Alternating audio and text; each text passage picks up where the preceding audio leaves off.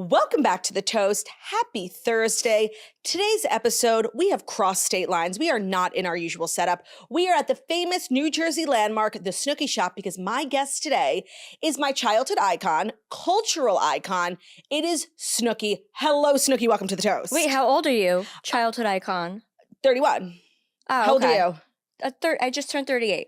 Okay, so I guess I was so watching you were 7. But I was watching you, I guess, like in high school. No, you weren't 7. I'm so stupid. Wait, I was watching you in high school. Yeah, because I was 21 when I did the show. Wow, like, I that's just so turned crazy. 21. That's why I was insane. You guys had to be of legal drinking age, yeah? Like that was a prerequisite for getting cast on the show? Yes, you had to be 21. Yeah. Yeah. So I know we share a mutual bestie, Joey, and I've kind of been like pestering Joey to get you on The Toast ever since. I'm so sorry. I've been so busy. You're such a busy woman. Yeah. You're a mom of 3, a mother to all. So the timing could not have been better. I have to show you a couple of things because before we get into the episode, I need you to know that you are sitting down with a super fan, like an actual lifelong fan, okay? I have 2 pieces of proof to just prove You dressed as me for Halloween. I did not dress as you for Halloween. I dressed as you for Purim, which is Jewish Halloween.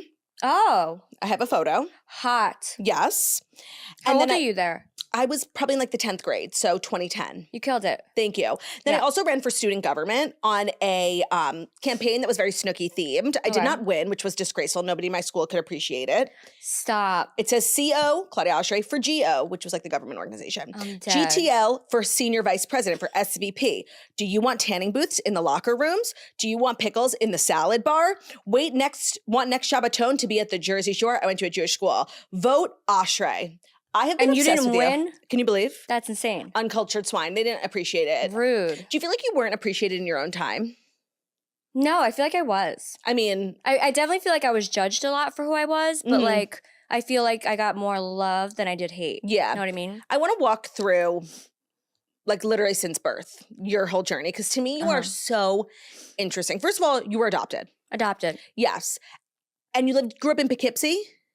Well, I grew up in Marlboro. Okay. But it's such a small town in upstate New York that I said Poughkeepsie because that's like the biggest. Oh, like the Everyone nearest. knows Poughkeepsie, yeah. Oh, that's so interesting. Yeah. But I was across the bridge in a little town called Marlboro. Oh, how interesting. I grew up on an apple orchard. You're kidding. Yeah. And I like rode 4-wheelers. I was like a tomboy. You're kidding. I swear. And so how did you like spend your time as a kid? Doing the 4-wheelers. I did Girl Scouts.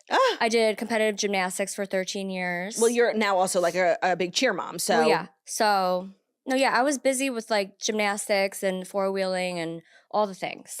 Wow, that's so not what I see for you. I know. And when we watched your audition tape, that also was not the energy that was given. Because after high school, I started to like the Italian like Jersey boys, and I was like, I feel like I don't belong here. Like everyone's listening to country music and doing their own thing, and I want house music, and I want to go out and go to the clubs, and my friends wanted to like bar hop more, so I was like, I don't belong here anymore.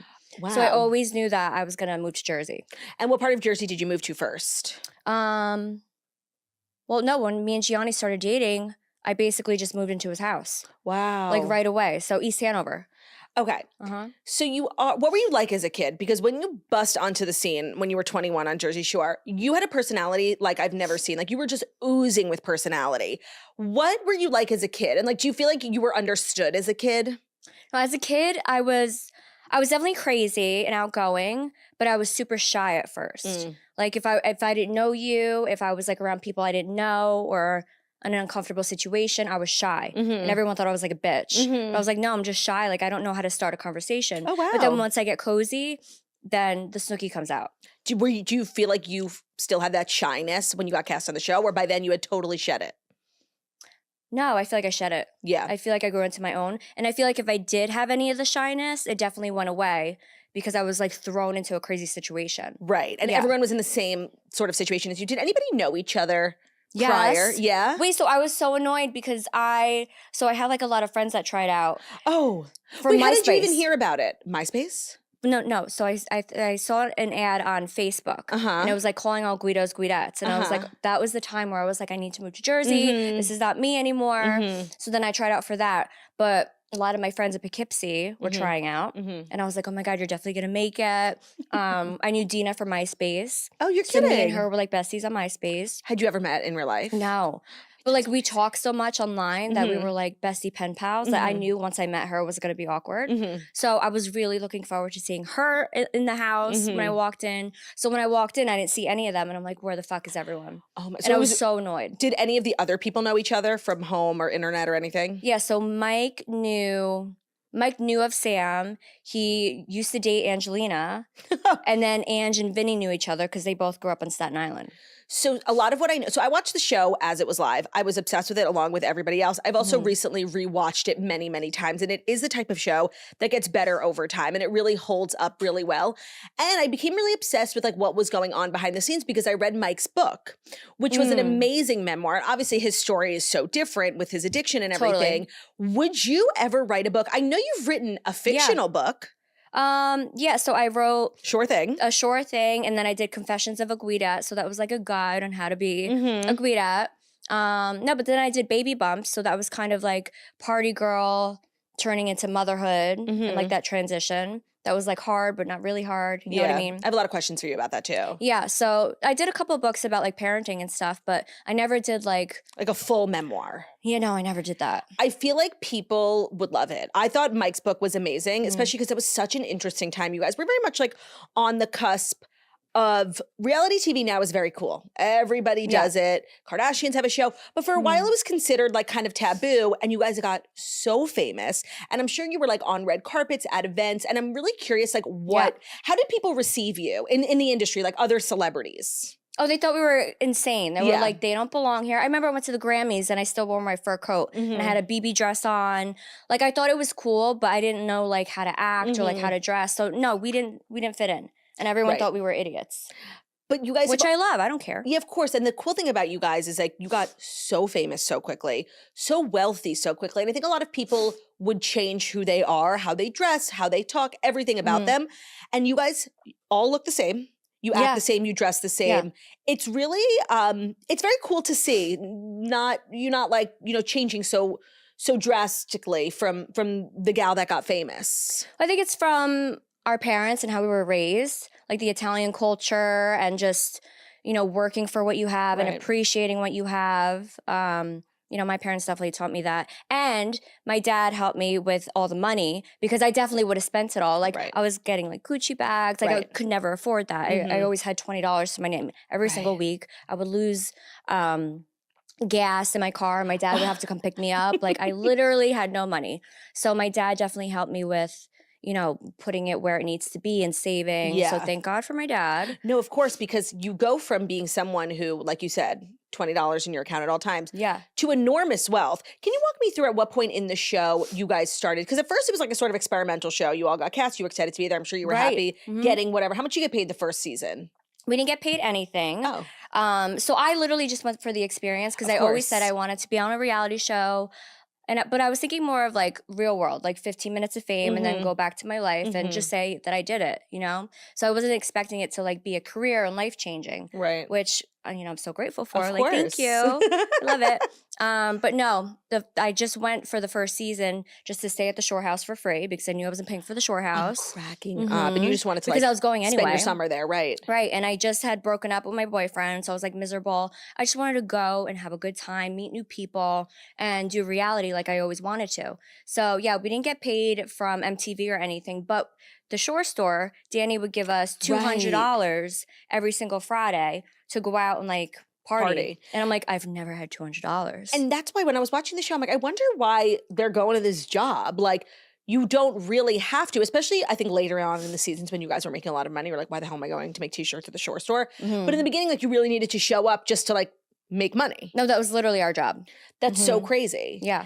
And then the first season, right out of the gate, like everyone's obsessed with it. It is the funniest, greatest thing. It's a real look into this subculture, which a lot of people— I'm from New York, so like I was familiar with the Shore. Right. But people who don't live in this area like have no idea what it's like. Yeah, they were like, who are these creatures? Yeah. Why are they dressed like that? Why are they talking like that? And you had your own language. You created all these words, Gorilla Juice Head. Like it was so fun and it was so funny and it was so different than anything that was on TV at the time, and you just blew up overnight and you started making money, I'm sure, from like, appearances and brand deals.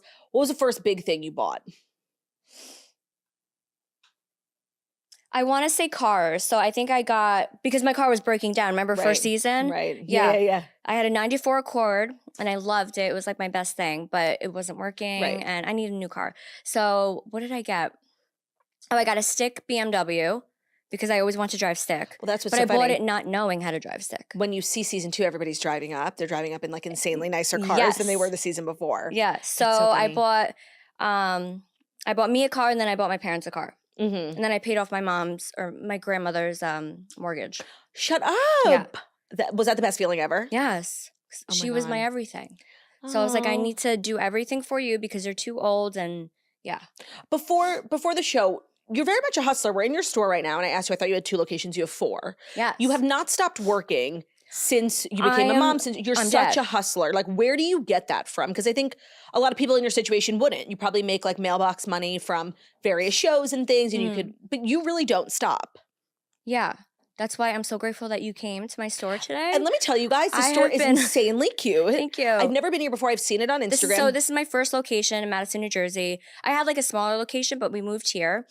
So this is like the hub of everything, where I have everything. But no, I'm saying thank you for coming here because I've been so busy with filming the show. I just got back from a cheer competition. I'm literally dying inside from being run down. And I appreciate you being here. It's my pleasure to see like this actual cultural landmark. Yeah. You do a lot, but you also have 3 kids. And your journey to becoming a mom was, I think, really unexpected. And I'm curious how the group and then the network, because then you did have subsequent shows, but the show changed when you became a mom. Because you really were, I think if somebody else had gotten pregnant, it might not have affected the show in such a big way. But you were really like the heart and soul of the group. I think you were a fan favorite. And it was kind of an unexpected life change when you got pregnant for the audience. Well, it definitely wasn't planned, but I'm grateful that it happened, obviously, because Lorenzo's 13 now. It's crazy. insane. I know. He's a teenager now, and he's just my everything. And he really changed my life for the better because I feel like if I didn't have him, like would me and Gianni like end up getting married and be together, or would like something happen, or would I be partying and like too hard and something went wrong? Like I never dabbled in the drugs, but like I was going hard partying and like doing these club appearances and like traveling. Like would something have happened? You know what I mean? Right.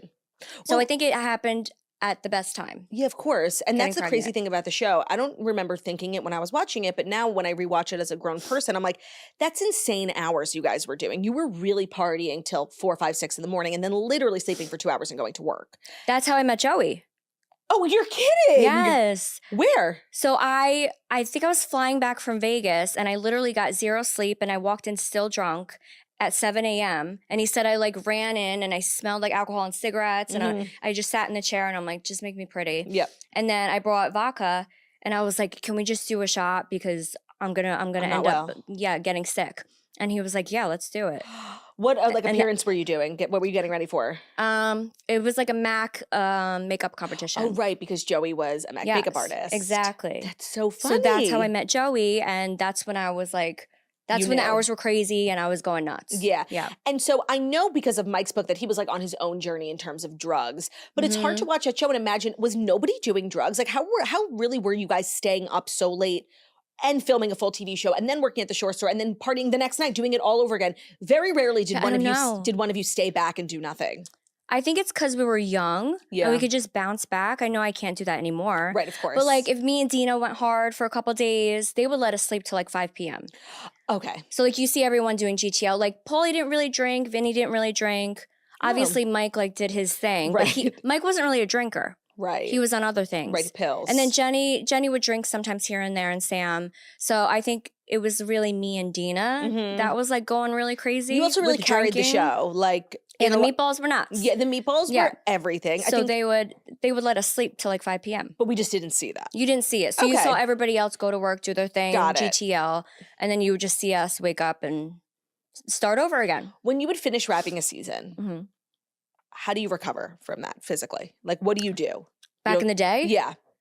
Back in the day, I would just go home, sleep for a week, and then you would be going on these club appearances. Got it. So it really never stopped. It was never stopping. Did a part of you like find relief in it ending? No, No, because I loved it so much and I'm like, what's going to happen now? So when I got pregnant with Lorenzo and then that was the last season of Jersey Shore, I was like, okay, like what are we going to do now? And then network was like, we want to see you become a mom. Let's do Snooki and JWoww. Okay, we need to So talk I'm about like, okay. we need to talk about Snooki and JWoww. You guys living in the converted firehouse. That was not real. I can't. You were pregnant or had you given birth yet during that show? No, I was, I think 8-9 months pregnant. Insane. And I was actually living there. I was going to say, and was Jenny also? Yes. You guys were fully living there with your partners? No, no. Okay. It was just me and her. Insane. I wanted to die. Because I was like, this is my first time giving birth and I want to be with my man. Yeah, of course. So I'm like leaving the firehouse with Jenny to go meet him at a doctor's appointment. And then I go back to the house with Jenny and he goes home. So I'm dumb. like, what is this? I'm like, this is not how I wanted to experience my first pregnancy. Was it a well-paying gig, that show? Well, yeah. Okay. Yeah, so you were, it was fine. Providing for your family. Yeah, it was fine. So then obviously after I gave birth, then we moved into like more of a family style theme. So like I was with Gianni and I felt cozy and Jenny was with her family. So I like how that played out. Yeah. But yeah, the first season was hard. It's very cool that you and Jenny ended up, and I know, Roger and Jenny are no longer, but that's the father of her children. They were together for a really long time. Right. Like people from the show, characters we know, you really ended up having like a happily ever after, which you don't see a lot. How did you meet Gianni? At Karma. Of course. Remember? I called him Mario Brother and I was like, he'll do. And then I was like, oh, never see him again. Right. And then I was like, wait, I actually liked him and he was really cute. And then Ron was like, you should really call him when you get out of here. And I was like, Ron, you know what? You're right. Should. I was like, I'll try. Because I always, went down the shore to find love. I wanted to find my hopeless gorilla romantic juice head and, have babies. Like that was the goal for me. And you did it. Yeah. So I was like, I'm just going to call him and we'll see what happens. How old were you in your first pregnancy? 24. Wow. So, and you started the show at 21. How many seasons were there? There was 6 total. But it wasn't 6 years because you guys were Florence and you did 2 seasons. No, it was a lot. Yeah. That's insane. I think we did 2 seasons a year. Does that make sense? Yeah. And you guys were also not only doing Jersey, you did Miami, you did Florence, which was Miami I think was the longest season. And I ended up having to go to the hospital and get an IV. Oh, wow. Because I'm like, I can't drink like this anymore. Yeah. Yeah. Did you like filming outside of Jersey, like in Miami, in Florence? I did. Yeah, but I didn't like how long it was. It was like a month and a half. Yeah. I like vacations where it's like a week. Of course. But like a month, and then you're filming the show and you're doing it 24/7. It's a lot. Whatever happened to Ryder? You guys still talk? Ryder, no. But I don't have bad blood with her. I just feel like, our lives were very different. Like I was, gonna have a baby and my life was gonna change. And she was kind of like my party friend. Like we had fun together. And if I were to go to a bar, I'm calling her. I'm like, let's go have a good time. So I feel like obviously she wasn't pregnant. She wasn't ready to do all that. Right. So we kind of just drifted apart. But no bad blood. No, of course. Yeah. That was an iconic friendship. You're sort of a part of many iconic duos. You and Jenny, you and Dina, you and Joey. So you meet Joey, who is a fan favorite here at The Toast. I don't even know how I met him. I know. I instantly... I got jealous at first. I'm like, why are you hanging out with this girl so much? That's such a relatable... Thank you for being honest about that. I feel that way too. When somebody I know is friends with somebody who's kind of similar to me, girl, get out of here. Yeah. So I appreciate you sharing your best friend, and I appreciate Joey sharing his best friend. So you meet at an event, and he's really become a part of the Jersey Shore family. I sometimes forget he wasn't on the original show, but he hangs out with you guys all the time. Yeah. He told us that you guys call him digital talent. Yeah. Or he's B-roll. Why B-roll? Because he's just always in the background, and I know he wants to be the star. And I really try and push him. I'm like, can I bring Joey? Can I bring Joey? And they're like, no, because, Gianni hates filming. Right. And everyone brings their spouse. So I'm like, well, can I bring my gay husband then? Yeah. And yeah, I really try and push him to be in the limelight. Yeah. But no. But he'll get there. Yeah. Today's episode of The Toast is brought to you by Eero. Eero delivers Wi-Fi that just works. It's fast, reliable, secure, and powerful. They provide a strong, consistent connection for all of your devices in every corner of your home, even outside with that Eero Outdoor 7. So they have a solution for all home types and small businesses. They are taking your Wi-Fi to the next level. Your existing Wi-Fi is just going to get so much better. I have 3 Eeros in my house, and I upload our episode from my home. It's so fast, and we're using a lot of big files. It has been a game changer, especially because we stream a lot on our TVs. So Eero routers can be set up in minutes through the Eero app. seamlessly integrates with your existing network. And then you also get to change the name of your network to something like quirky and funny. It's really fun. Eero devices were, best of all, designed to look aesthetic in any home or business. You will not even notice. You don't have to have like this big ugly router with an antenna that looks 100 years old. No, Eero has thought of everything. The app allows you to manage everything from your phone. You can see what devices are connected to your network, how much bandwidth they're using. You can share your network easily with guests. It's just simple. The setup is very easy. It's under 5 minutes, and it's very easy to add devices and the passwords and everything. So friends don't let friends have slow Wi-Fi. Exclusively for Toast listeners, Eero's offering 20% off your purchase now through December 31st to set you up with better Wi-Fi for the new year. Use code TOAST20 at checkout for 20% off your Eero purchase at Eero.com. That's code TOAST20, TOAS20, at EERO.com for 20% off your purchase of Eero. Today's episode is also brought to you by Groons, a convenient, comprehensive formula packed into a snack pack a day. It's not a multivitamin, a greens gummy, or a prebiotic. It's all of those things and then some, but at a fraction of the price. And the bonus is that it tastes great. So a lot of generic multivitamins only contain around 7 to 9 vitamins, while Groons has over 20 vitamins and minerals and 60 ingredients, which include nutrient-dense and whole foods. So the product itself is vegan, it's nut-free, it's gluten-free, it's dairy-free. It contains no artificial colors or flavors, and they also offer a low sugar or sugar-free option. So the gummies themselves have 6 grams of prebiotic fiber, which is 3 times the amount of dietary fiber compared to the leading greens powder, and more than 2 cups of broccoli. Groons ingredients have gut health, beauty, energy, immunity, recovery, and cognitive benefits. It's also available, it's more bioavailable in gummy form, meaning the ability of Groons to be absorbed and used by the body is greater, which will help you achieve your target nutrient levels. So I'm sure you guys have seen Groons all over social media. They're taking over. Great, fun, easy way to get your daily vitamins. Make it fun. And the little packs are perfect. Throw them in your purse, in your office, desk, drawer, keep them in your car. The ingredients are backed by over 35,000 research publications. And we have a great offer to help out the swirlies in need. They're really delicious. I love taking them. Groons.co, code TOAST at checkout will get you up to 52% off your first order. That's GRUNS.co, code TOAST for up to 52% off your first order. Thank you, Groons, for sponsoring today's episode. Today's episode is also brought to you by Skims. You guys know we're a big Skim. We're actually like a member of the Skims family here at The Toast. I love everything from Skims. I'm actually wearing a Skims bra, and I wore my sleep bra. I have multiple different bras for different occasions, all from Skims. I love their underwear. We know their shapewear is Pargy. Do not sleep on their loungewear and sleepwear. So I feel like it's the time of year where, like, especially Christmas morning, we're taking pictures, but like we're also in our pajamas. And sometimes you want to look pretty, but also look cozy and not be wearing like your ripped up shirt from college. Check out the sleepwear from Skims. They have the best pajamas.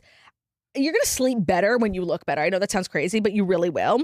It's the Soft Lounge Sleep Set. Comes in amazing colors. They're super like cozy and loose and thin and breathable, but also warm. It's just a great thing to sleep in. Shop our favorite pajamas at skims.com. I'm sure you're already heading over to Skims for your holiday shopping. They have shapewear. They have lingerie.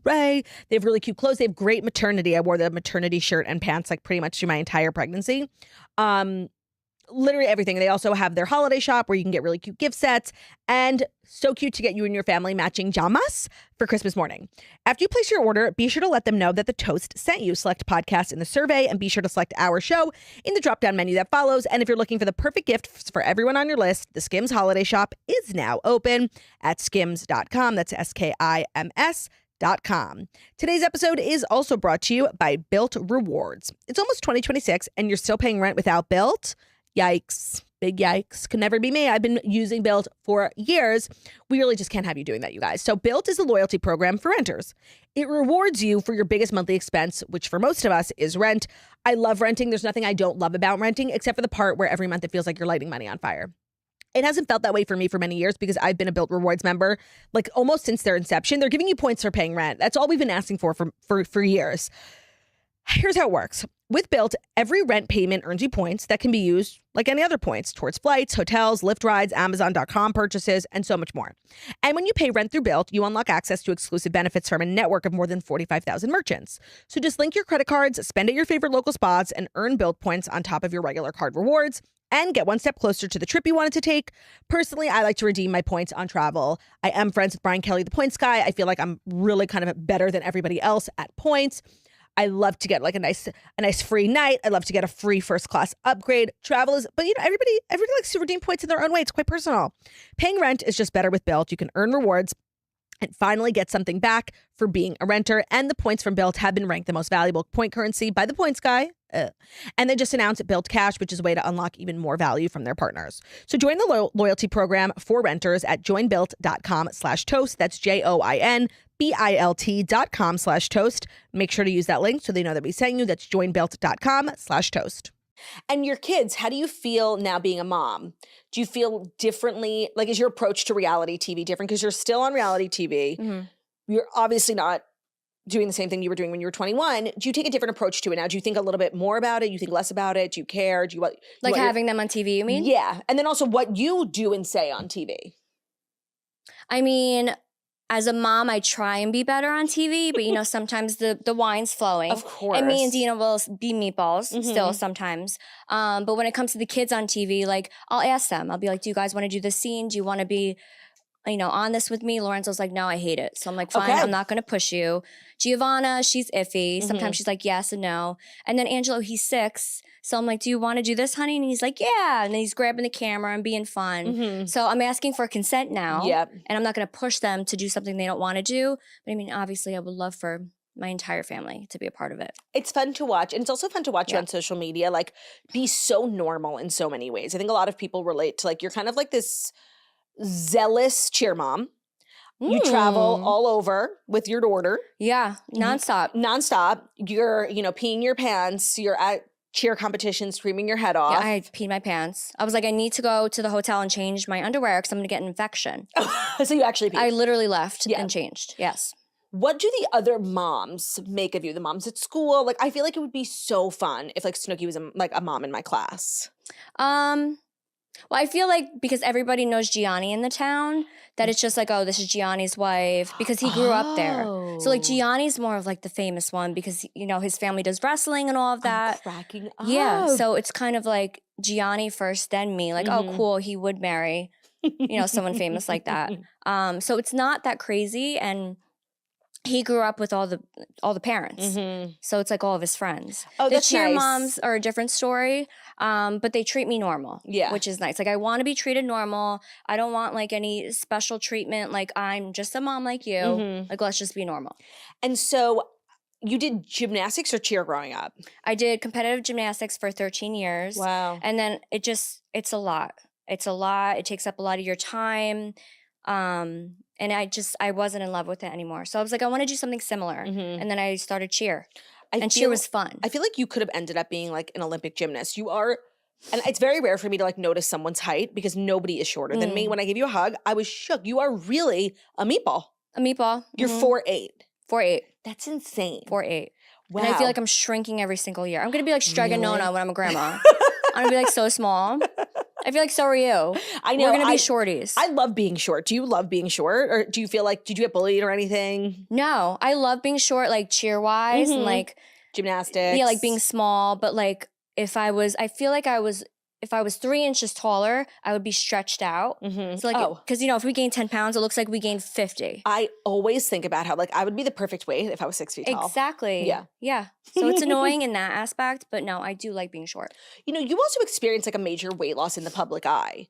I'm curious what that was like. I got told all the time growing up that I looked like you. And then when you got really skinny, like nobody said that to me ever again.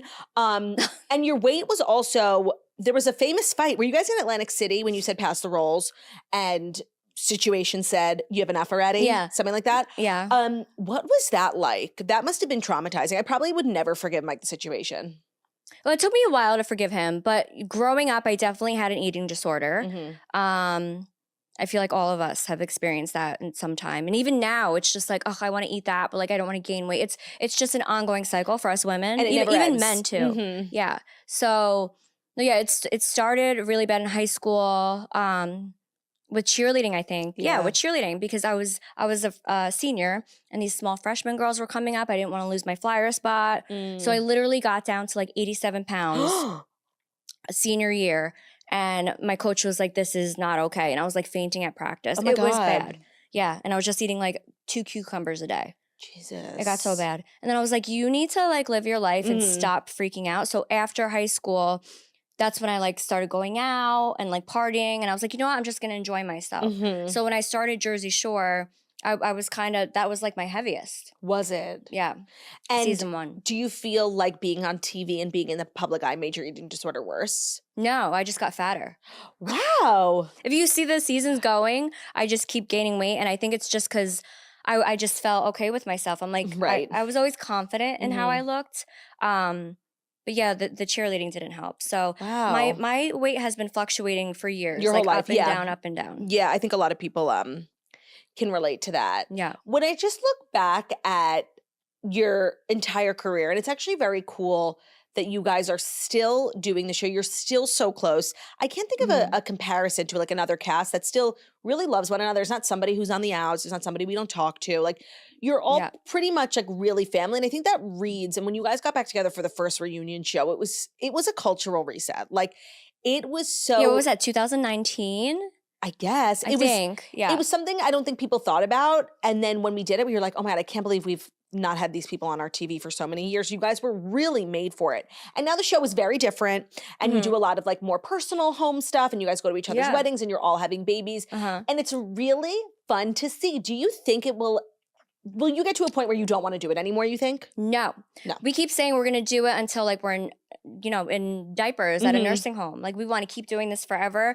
I don't know if it's going to be the same place, right? Because a lot of things are changing right now. But yeah, if we're done at this place, we're definitely going somewhere else. Like we already have different agendas of what we're going to do and how the show's going to be. So yeah, we want to be doing this forever. You guys are really built for it. Yeah.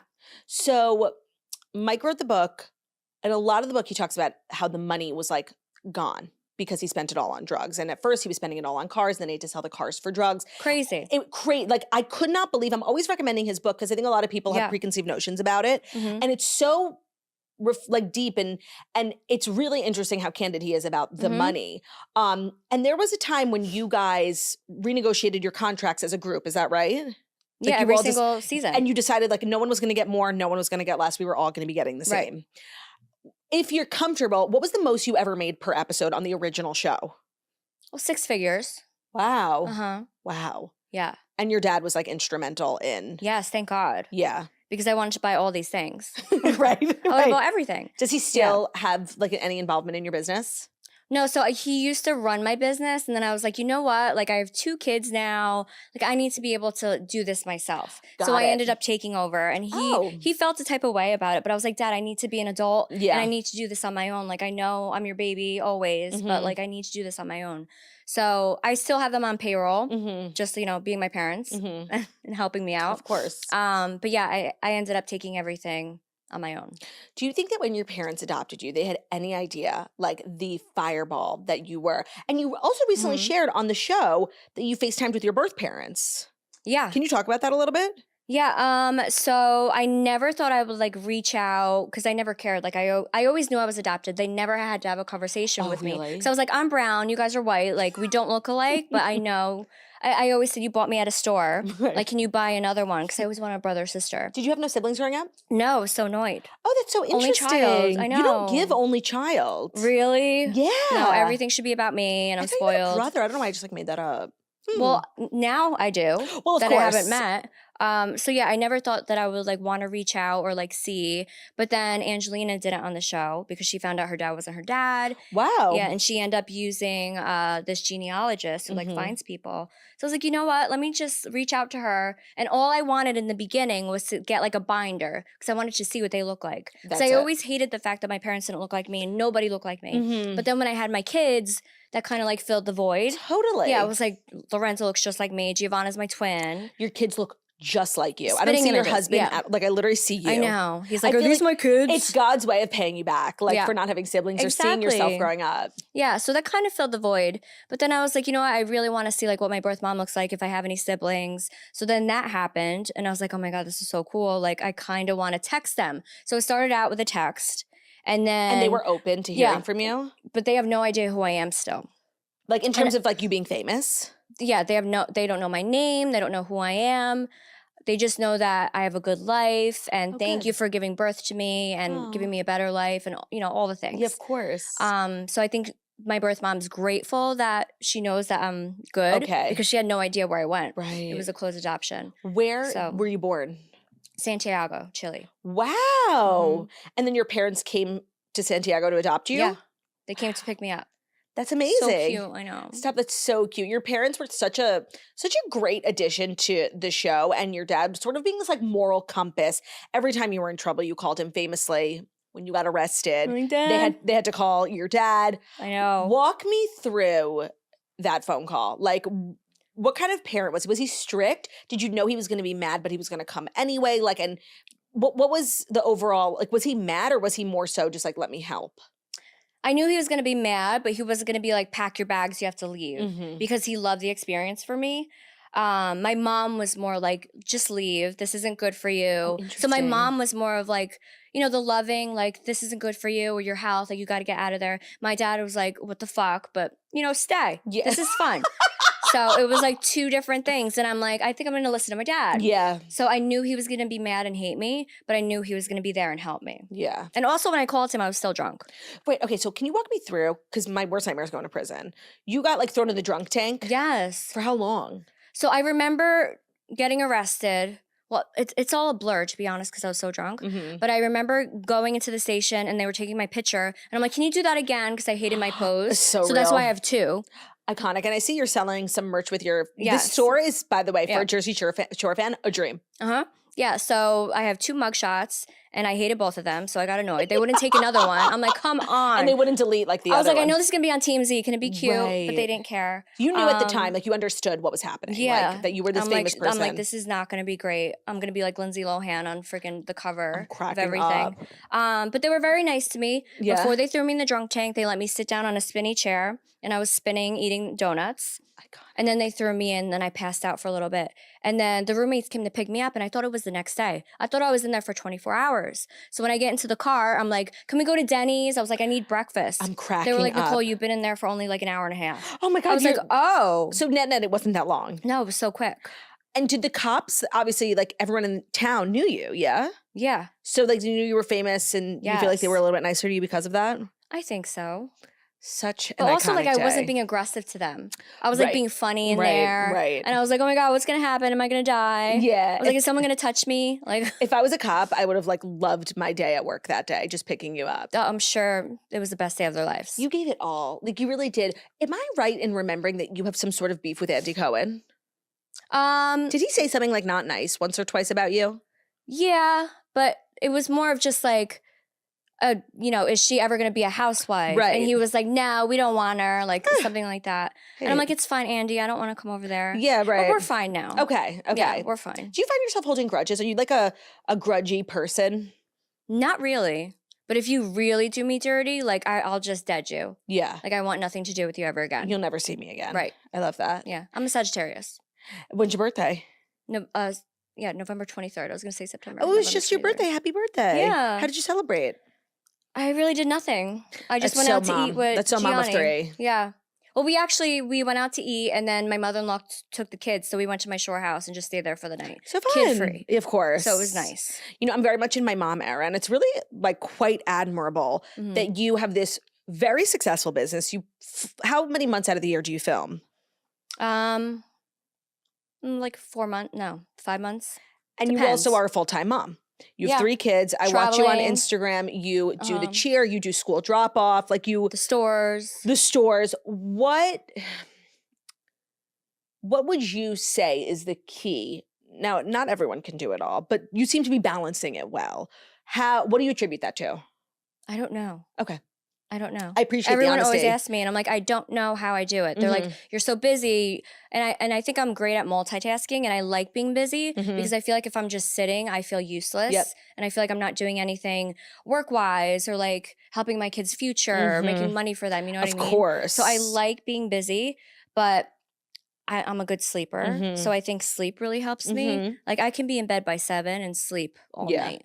So I like sleeping. So maybe the sleeping. Did your relationship with money change a lot when you had kids? Like spending wise? Just like I feel like I've always been really my sister calls me cheap, but I don't like that word. Just like I'm very conscious of money. Like I'm very financially, I like to think, prudent. And when I became a mom, a good thing. I let go of it a little bit because it's like, well, you know, this is what's best for me. This is what's best for my family. Like fuck it, you know? So I feel like I had a little bit of a shift in relationship with money. But you say like, you know, you grew up without it and then you got a ton of it and then you become a mom and you think about it a little bit more. Do you find that that's been your experience? Well, yeah, I feel like I just wanted their futures to be secure. Mm-hmm. So all my kids are set for college. So Wow. God forbid something like dies down. Right. And I don't have the income that I'm having. Like they're already Their good. school. Yeah. Wow. So I'm making sure they're good for life. And then also like in the future, like if they need help with weddings or, you know, their kids or housing, like everything is good for them. Do your kids hang out a lot with your cast members' kids? Play dates, things of that nature? We try to. Yeah. But everyone's so far away. Right. Does Like everyone Jenny's live in like New an Jersey? hour. So me, Jenny, Sam, Dina, and Mike. All live in Jersey. And Angelina live in Jersey. But in different parts, scattered. Right. Yeah, it's scattered. Got it. People don't realize how big Jersey is. I know. And then so like how often are you guys really seeing each other? Well, I mean, now it was like every day because we're still wrapping up filming. But yeah, when we're not filming, it's very hard to get together because everyone's doing their own thing. Yeah. So. It's just been it's nice to see you guys having such longevity in your careers because I feel like everyone I've met from Jersey Shore is super nice. We've had Mike on the show. We've had Vinny on the show. Oh my God. When I tell you, when I was watching the show, the way I was rooting for you and Vinny so hard. I was probably like making fan edits on Twitter, like pictures of you and Vinny. Oh my God, I can't. And then when I went back and rewatched it, I didn't feel so much the same. I feel like he was actually kind of like stringing you along and like pretending to be like, no offense, it's like kind of like a good guy. And he was just like kind of being a dick sometimes. Right. When you look back on like your romantic relationships on the show, do you cringe? Do you look back on it like, oh, so cute, lovingly? I just look at it as an experience, I guess, but like also cringe. Like, why did I do that? Or why was I so obsessed with the situation? Right. Like, I don't feel like that now, obviously. So like looking back, I'm just like, oh God, why? Yeah. So I'm glad that everything worked out the way it did. Do you look back positively on your Dancing with the Stars journey? Such an underrated, you crushed it. Thank you. And so now hearing you have like a background in gymnastics and dance makes a lot of sense. Well, it definitely helped with like learning the routine and like the counts and everything. You were always doing like a flip, a back handspring. You were flipping. You were incredible. Thank you. Did you love that? It was the best experience of my life. It was. And when I got voted off, I told Dina, the producer, I was like, if you do another all-star season of like people that got let go too early, I was like, you have to bring me back. Yeah. Because I was like, I feel like I had so much more to give. Yes. And yeah, it sucked. The Oh Mickey dance. And that was also your red hair era. I know. How was life as a redhead? And that was my fit era. Yes, you were tight and fit. You were dancing for your life. I was fit and like muscly. I'm trying to get back to that. But yeah, that was like my best era. Red hair. How was life as a redhead? It's hard. Yeah? Yeah, because you have to keep like fixing it every 2 weeks. And I had like a million extensions in. My hair is very thick. I had 8 bundles in. Wow. So my head was like heavy. You had kids at that point, yeah? I only had Lorenzo. And you all moved to LA to do that show? No, I kept flying back and forth. You're kidding? Yeah. That's hard. It was hard. How old was Lorenzo? Not even a year, I feel. Or maybe a year. And we were just talking before that you breastfed your kids. Yes. I'm I like love obsessed. Breastfeeding. So I'm obsessed with breastfeeding and I love to like talk to somebody else about it. Obsessed. Obsessed. Did you find it hard to balance work? It's hard enough like being a mom and doing others and literally anything else, but then also kind of being attached to the house every 3 hours, feeding. Like I love it, but it's hard. Yeah, so when I breastfed, Giovanna was the best one that I did. Lorenzo, he didn't really latch on, so I only did 3 months, which that really made me cry because I always said, like, I'm going to breastfeed till they're, 1 and, but, like, biting me, and that's when it's going to stop. So Lorenzo was only 3 months, but I'm glad that I did it, so we got a little bit of it. But Giovanna, she was a trooper, and we did a full year until she bit my nipple. And we were on the bed, I kind of threw her. Yeah. I was like, ow. We're done. Yeah. We're done. That's it. So I put the cabbage leaves on. You did? Yes. It works. How long? I don't remember. Like a couple of days? I don't remember. I feel like I did it for a week. Okay. It really hurts. Yes, it does. It hurts you get so bad. Like engorged. And actually, it's like your phone listens to you so much. I'm like, all I do is talk about how I'm going to start weaning breastfeeding. And then what pops up on my TikTok? A girl who lost her leg because she was weaning, got an infection, got a clog, went to the hospital, got a staph infection, and lost her leg. Oh, God. I know. I'm like, okay, that's going to happen to me now. Okay, no. Just do the cabbage leaves and then in the shower, express them a little. Oh, yeah. So that'll give relief. You'll be fine. Yeah. You'll be fine. If I did it, you could do it. Yeah, no, it's really such a it's such a, and that's why whenever I meet someone who's said it, I always like have a million questions for them because I feel like it's a sisterhood. It's really hard, especially if you are a working mom. Yeah, so I definitely, when I was working, obviously I pumped and I left a lot in the fridge and, you know, I would bring my pump. Now they have pumps that, because back in the day, I would have to do the thing and go. That's still the best pump, by the way. That's still the best pump. Is it? The ones that you like shove in your bra. Oh my God. Yeah, you could walk around and just pump. They do not work unless you have like the tiniest tits ever. Like, no. Today's episode of The Toast is brought to you by Wayfair, which means the holidays are here. Get what you need fast with Wayfair. So everyone spends their holidays different. Perhaps you're hosting, and then of course you need new platters, you need new placemats, you need everything for hosting. Or perhaps, thank God, somebody else is hosting. You got to show up with a party gift, whatever it is. Or you just want to use the holidays as an excuse to like refresh and get some like cute winter decor. Wayfair is the place to do it. They have everything, no matter your budget, no matter what room you're designing for, kitchen, bathroom, bedroom, everything. Also, kids stuff.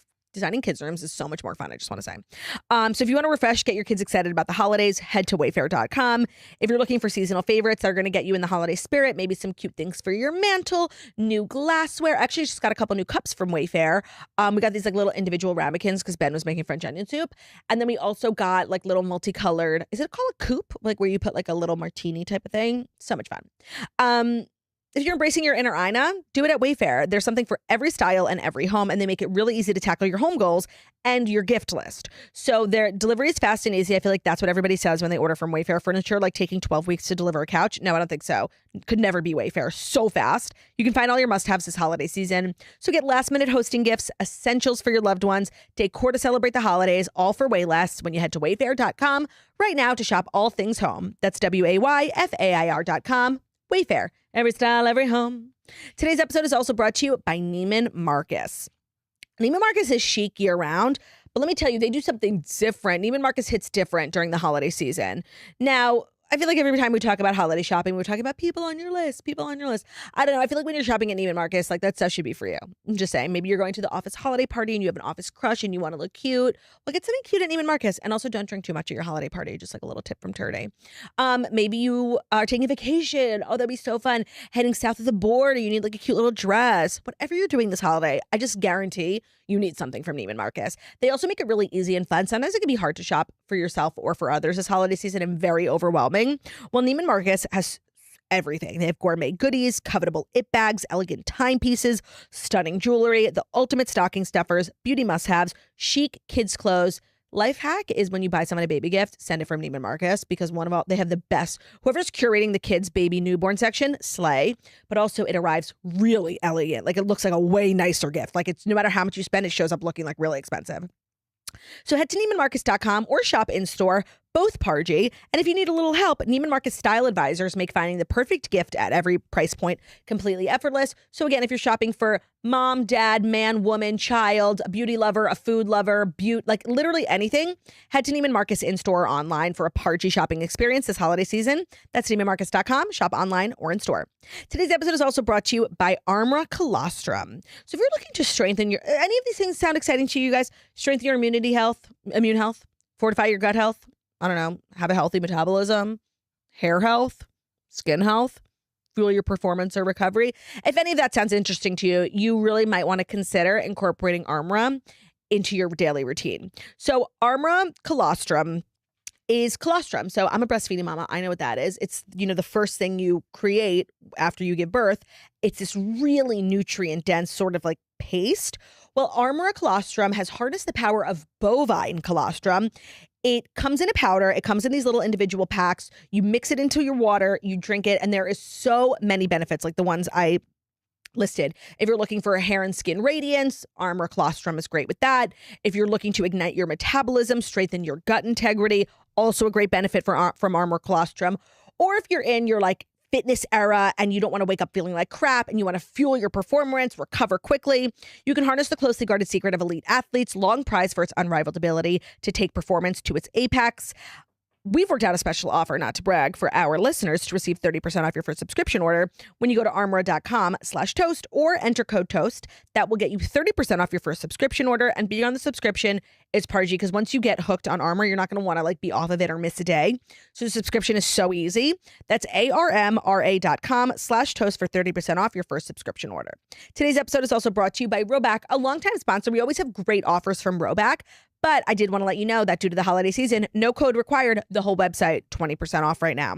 So if you've been holding out for some reason on snagging all the products we talk about all year long, like their amazing leggings, the Bedford mock neck, this is your time. The time is now. The product? Oh, wow, it's Roback. So the Bedford mock neck, which is something we've been talking about a lot, very Princess Diana, is a fall staple for cool girls everywhere. And now is your opportunity to be a cool girl at 20% off. You want to look put together while basically wearing a sweatshirt. You can make coffee runs, errands, school drop-offs feel very much like a main character moment. The Vista Collection leggings, those are the leggings we talk about a lot. Leggings are an art, I'm not going to lie. You don't want them to drop. You don't want them to be too tight. You don't want them to be too loose. The Vista Collection leggings are Pargelicious Definitious. They are the best quality leggings that we own. They're soft yet sculpting. They make you feel like you don't even have pants on. So pair them with the mock neck or mix in pieces from the Ready Collection like hoodies and joggers. Also, just me reminding you once again that they make men's items that are amazing if you want your man to be wearing like cozies, but not looking like, I don't know, like he doesn't pay the bills. If you're already in gift shopping mode, this is a cheat code. Roback rarely goes on sale, so use this 20% off to cross a few names off your shopping list. And of course, maybe grab something for Tur itself too. No code necessary. Just head to the website, roback.com. That's RHOBACK.com. And that would get you 20% off. Roback.com. Okay. What is your relationship with plastic surgery like? Are you open? Like Joey and I are always talking about like what we want to get done, what we've gotten done. Yeah, it's very open. Yeah. Mm-hmm. What have you gotten done, if you don't mind me asking? So I do Botox, and I get over here, and I've been doing it for a couple of years now, but I just started my chin because I realized when I smile, it looks like I have cellulite ass on my chin. Do you have that yet? No, I'm sure it's in my future. Yeah. So 38, you'll probably get it. Like what, you get like dimples kind of? Yeah, like but it looks like cellulite on your thighs. Huh. It's really ugly. So I'm like, I don't know what this is, but can you start doing that? So I do that. And then I just got my boobs done. I'm so jealous. But that was like 11 years ago. Because then I had 2 more kids, so they dropped. And yeah, and I got a lift, but I didn't know that when you get a lift, you have to put a little implant in. Yeah, right. And I already had big boobs, so I was like, I don't want to do that. So they did a little. So I think hopefully this year I'm gonna redo them. Congrats. But Okay, that's like what I'm looking forward to most. Like when I'm done having kids, whatever that may be, the first stop will be the doctor's office for breast augmentation. Have you got your boobs done yet? No. I've always had huge boobs. I've always wanted a reduction and a lift, but it was always like a goal of mine to breastfeed my kids. So I was like, you know what? I will do it once and I'll do it after all of this. Yeah. And let me tell you, that day can't come soon enough. Well, don't you want more kids? Yeah, so I gotta wait. I would wait. Did you want more than 3 kids? Did you think you would have less? I always wanted 4. Oh. My number was 4 because that's like my lucky number. I do everything in 4s, like 4 stores. Yeah. 4 is my number. It's like my angel number. So I always said I was gonna have 4 kids, but then after Angelo, I was like, ugh, this is a lot. Yeah. And I feel like I always felt like a soul up there, and I don't feel that anymore. So I got a dog. What kind of dog? A Shih Tzu. Joey told me her Rocky. name. Rocky. Yeah, so Rocky is my 4th, and I love him so much, and yeah, he's my everything. I love that. Like when I go away on trips, obviously I miss the kids, but I hug Rocky first. I'm cracking up. I know. And the kids are like, Mommy, and I'm like, Rocky. It's so bad. Do you spend a lot of time away from home besides filming the show? Like, are you the type of mom who takes her kids everywhere, or you always are like doing, your own thing? No, so usually when I go to work, I don't bring the kids because they can't leave for sports, and I don't want to take them out for school. Right. So I basically suffer, and I'm alone, but I give myself 3 nights away. Yeah. I will not do more than 3 nights because then I will freak out, and I know when I get home, the house is going to be a disaster. Like, when Mommy's not home, the place is a mess. Like, it's very disorganized. Do you think of the day when one of your kids comes to you and says, I was flipping through the channels and I saw Jersey Shore? Do you want them to see it? Do you not want them to see it? They have. On TikTok. Oh my God, TikTok. TikTok ruined my life with that. So Lorenzo saw me drunk on the beach, like getting arrested. But he was like, what are you doing here, Mom? It's so embarrassing. And I'm like, Lorenzo, this is acting. Like, they told me to do it and I had to pretend. So they do think that it was all pretend and I was acting. But one day. You'll figure it out. Yeah. I'll be like, that was before mommy. And that was her party era. So just don't get as crazy as mommy did. Were there any elements of the show that were scripted? Like, were you ever told to do something? Was it like heavily produced? Unfortunately, no. No. You could tell that it's not. I would love to blame it on production and fakeness, but no. No. You could tell when you're watching it that like it's so real. Yeah, it was crazy. Yeah. That house was insane too. That outdoor area that you guys had with the jacuzzi. The first house? Yeah. Oh, yeah. We thought it was a mansion. I mean, whose roof was that? Because you would like walk across. So it's on that property because you go up the stairs, but it's on top of the shore store. Because Danny owns the shore store and the house. Yeah. So he was like your landlord. Yeah. So I guess that wasn't there, and they ended up building it out right before the show. And does Danny still own the house outright? Yeah. And you could book it on Airbnb. You could book it on Airbnb, or you could do a house tour. I think he charges like $10. Okay, he's undercharging. He's making bank. Good for him. Yeah. Good for him. Such an iconic store. Such an iconic career thus far. What do you want to do next? What do you think the next 5-10 years of Snooki looks like? I don't know. I mean, I feel like I'm so busy in general, like being a mom. So I want that to be first priority. I don't want to be too crazy, but like also hustling and working is like my second priority. So I mean, obviously my stores, I would love to keep going with my stores and do crazy things with it and just still love it and do, what I love. But also I have my wine. So hoping to get my wine in stores one day. You're a podcaster as well. Busy with my podcast. You and Joey have a podcast? Yeah, me and Joey have to get like more crazy with it. I just haven't had the time to like really sit down and do it. I know. Because this is like your main thing. Yes, this is like my Jersey Shore. Right. Yeah. So like we're really trying because we've had our podcast for like 10 freaking years now. So we've had us for so long. You have had your podcast for so long since before when Jackie and I first got signed to a network. The network that we were at was called Audio Boom, and you guys were the biggest show on the network. And we were like so excited that we were at the same network as you guys. And we were like, oh my God, Snooki has her podcast here. So you've really been ahead of the curve for quite some time. Yeah. We haven't really been doing the new thing, and that's like video and like having a studio and guests. So I think once filming dies down a little bit, I'll have time to do that with Joey because we love our podcast. It's so fun. Yeah. You guys have so many good inside jokes. You have to come on. A pleasure anytime. Yeah. Let me ask you a question. You did a lot of press in your career, and especially at the peak of the show, you were doing a lot of interviews. I believe you were on Wendy Williams. Yes. Am I remembering correctly that there was an interview? Did you ever get like people being judgmental, not wanting to have you on, like bad vibes?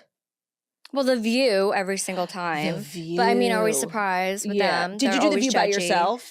No, I always think I did it with the roomies. Why would anybody put you on that show? Like, that's not the place for you. I don't know. But we went on there a lot of times. And it wasn't And Joy positive. just hated us.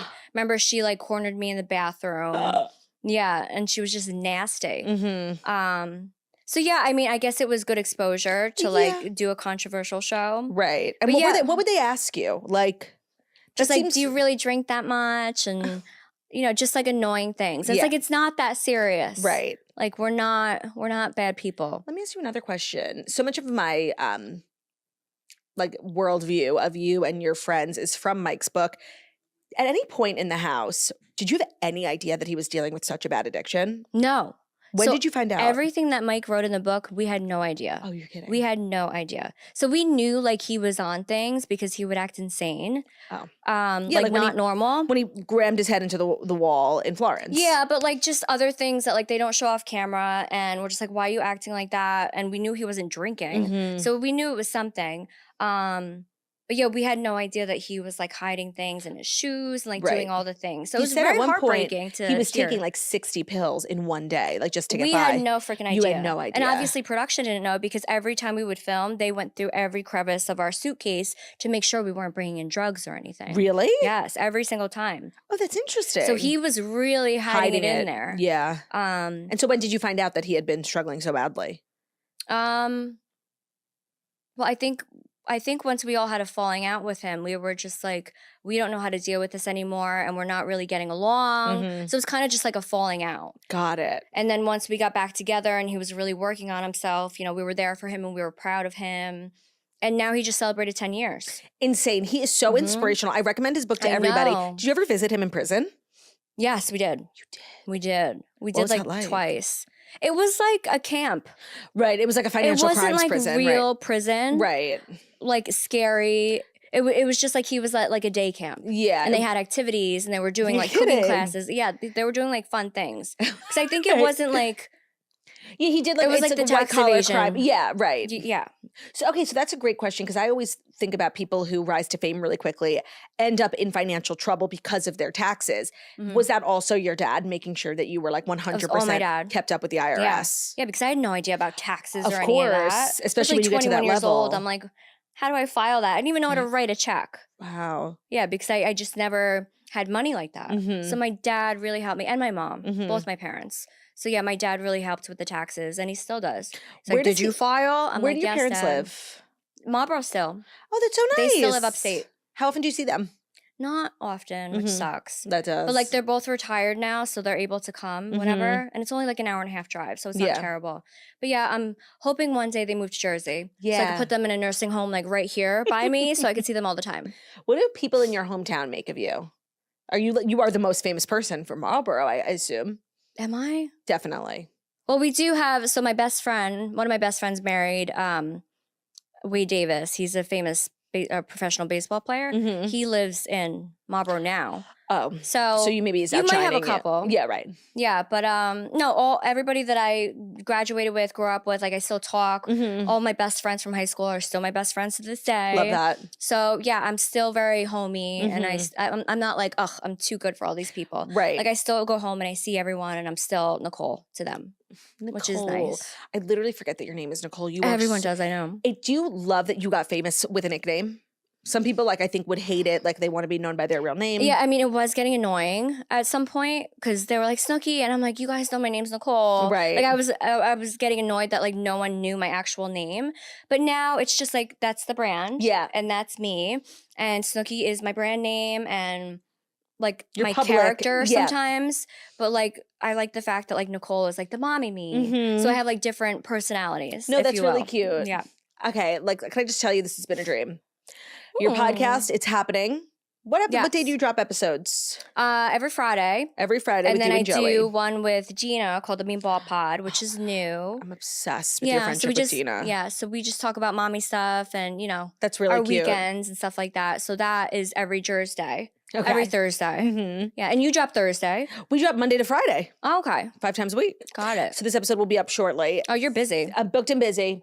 Thank you so much for coming. Thank you for coming. Of course, you guys, appreciate you. If you find yourself, so where are your stores? Madison, New Jersey. Seaside Heights, New Jersey. We have Huntington, New York. And then Nashville. If you find yourself in any of those towns, I highly recommend a trip to the Snooki shop. It's bursting with your personality. Like you are everywhere. Obviously you sell like the merch and Jersey Shore stuff, but also just really cute clothes. Your shirt is from the Snooki store. Yes. It's very Selena vibes. Yes. But yeah, I buy everything that you see in store. Everything. So you're basically shopping my closet. Right. So very much your style. Thank you guys so much for listening to the Toast the Monday Morning Show where we deliver the fast five stories that you need to know every Monday through Friday on YouTube. So if you're watching us on YouTube, please feel free to subscribe and give this video a thumbs up. We are also available as podcasts anywhere podcasts can be found. Spotify, iTunes, Stitcher, Public Radio, iHeartRadio, CastBox, all the places wherever you listen to podcasts. Find us The Toast. Leave a 5-star review about how beautiful, stunning, and wickedly talented we are. And we will see you tomorrow for our final episode of the year. You were my last. Are you fucking kidding? I know. What was that? I know. Bye, everyone. Oh my God.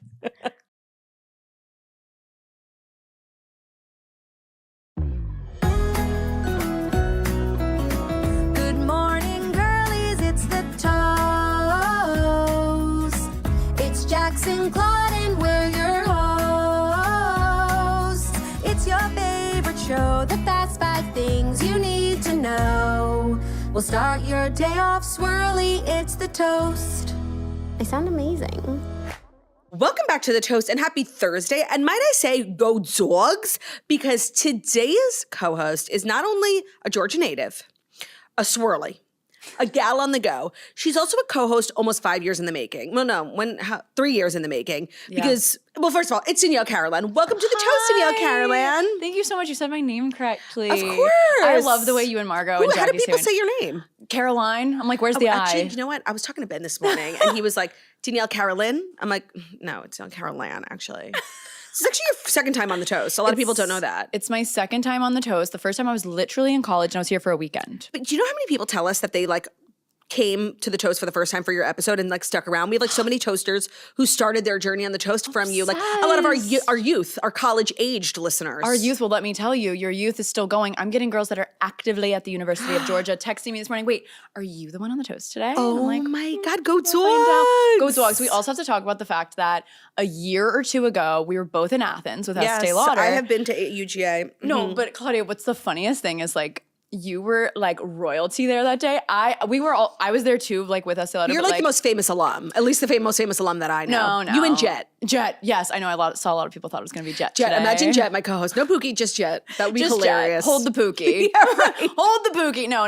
It was so funny though, because I remember being like, oh, like Claudia was like backstage, and I just like popped in for a second. Honestly, she's so cool. I never felt more famous than I did when I went to UGA. They like, love you. Not me being huge in the South. Huge in the South, and you also like did the Greek grind thing, right? You hosted Greek Oh my Grind. God, yes. Okay, so like And you did it like 8 years ago. yeah. I hosted Greek Grind, which I think is like this big deal. I had no fucking idea what it was. And I had a great time. Like, it was super fun. I made like a couple of jokes that people did not like about Chick-fil-A. Like, everyone was so sensitive. I'm like, okay, sorry, it's not that good. You don't like Chick-fil-A? Like, no, it's good. It's not that I don't like it. Like, it's chicken nuggets. What's not to like? Of course. But like, McDonald's is also good. People act like Chick-fil-A is so much better and different. If there's anything out here that's like different, it's Raising Cane's. Like, they're different. I love Like, Chick-fil-A is just like fast food. It's delicious. I love fast food. It deserves a Michelin star. But like, what's so different than Wendy's? You know what I mean? So you like McDonald's better than Chick-fil-A? Okay, so I have a very complicated relationship with fast food in the sense that, like, yes, I'm toxic and I think McDonald's is better than everything. And it's crazy that people like want to go out and like go to like the world's most famous omakase. And I'm like, but have you guys ever tried McDonald's? Like, to me, McDonald's deserves a Michelin star. Wait, you're like a plain eater, right? Extremely plain, yeah. Me too, Claudia. Are you? I'm so picky. I do not eat seafood. I do not eat me too. sushi. I don't like a lot Me of too. sauces. Oh, do you like ketchup? Only ketchup. Same. I don't like mustard. No mustard. Oh, really? No mayo. Well, ew, yucky, no mayo. Wait, so do you like chicken salad?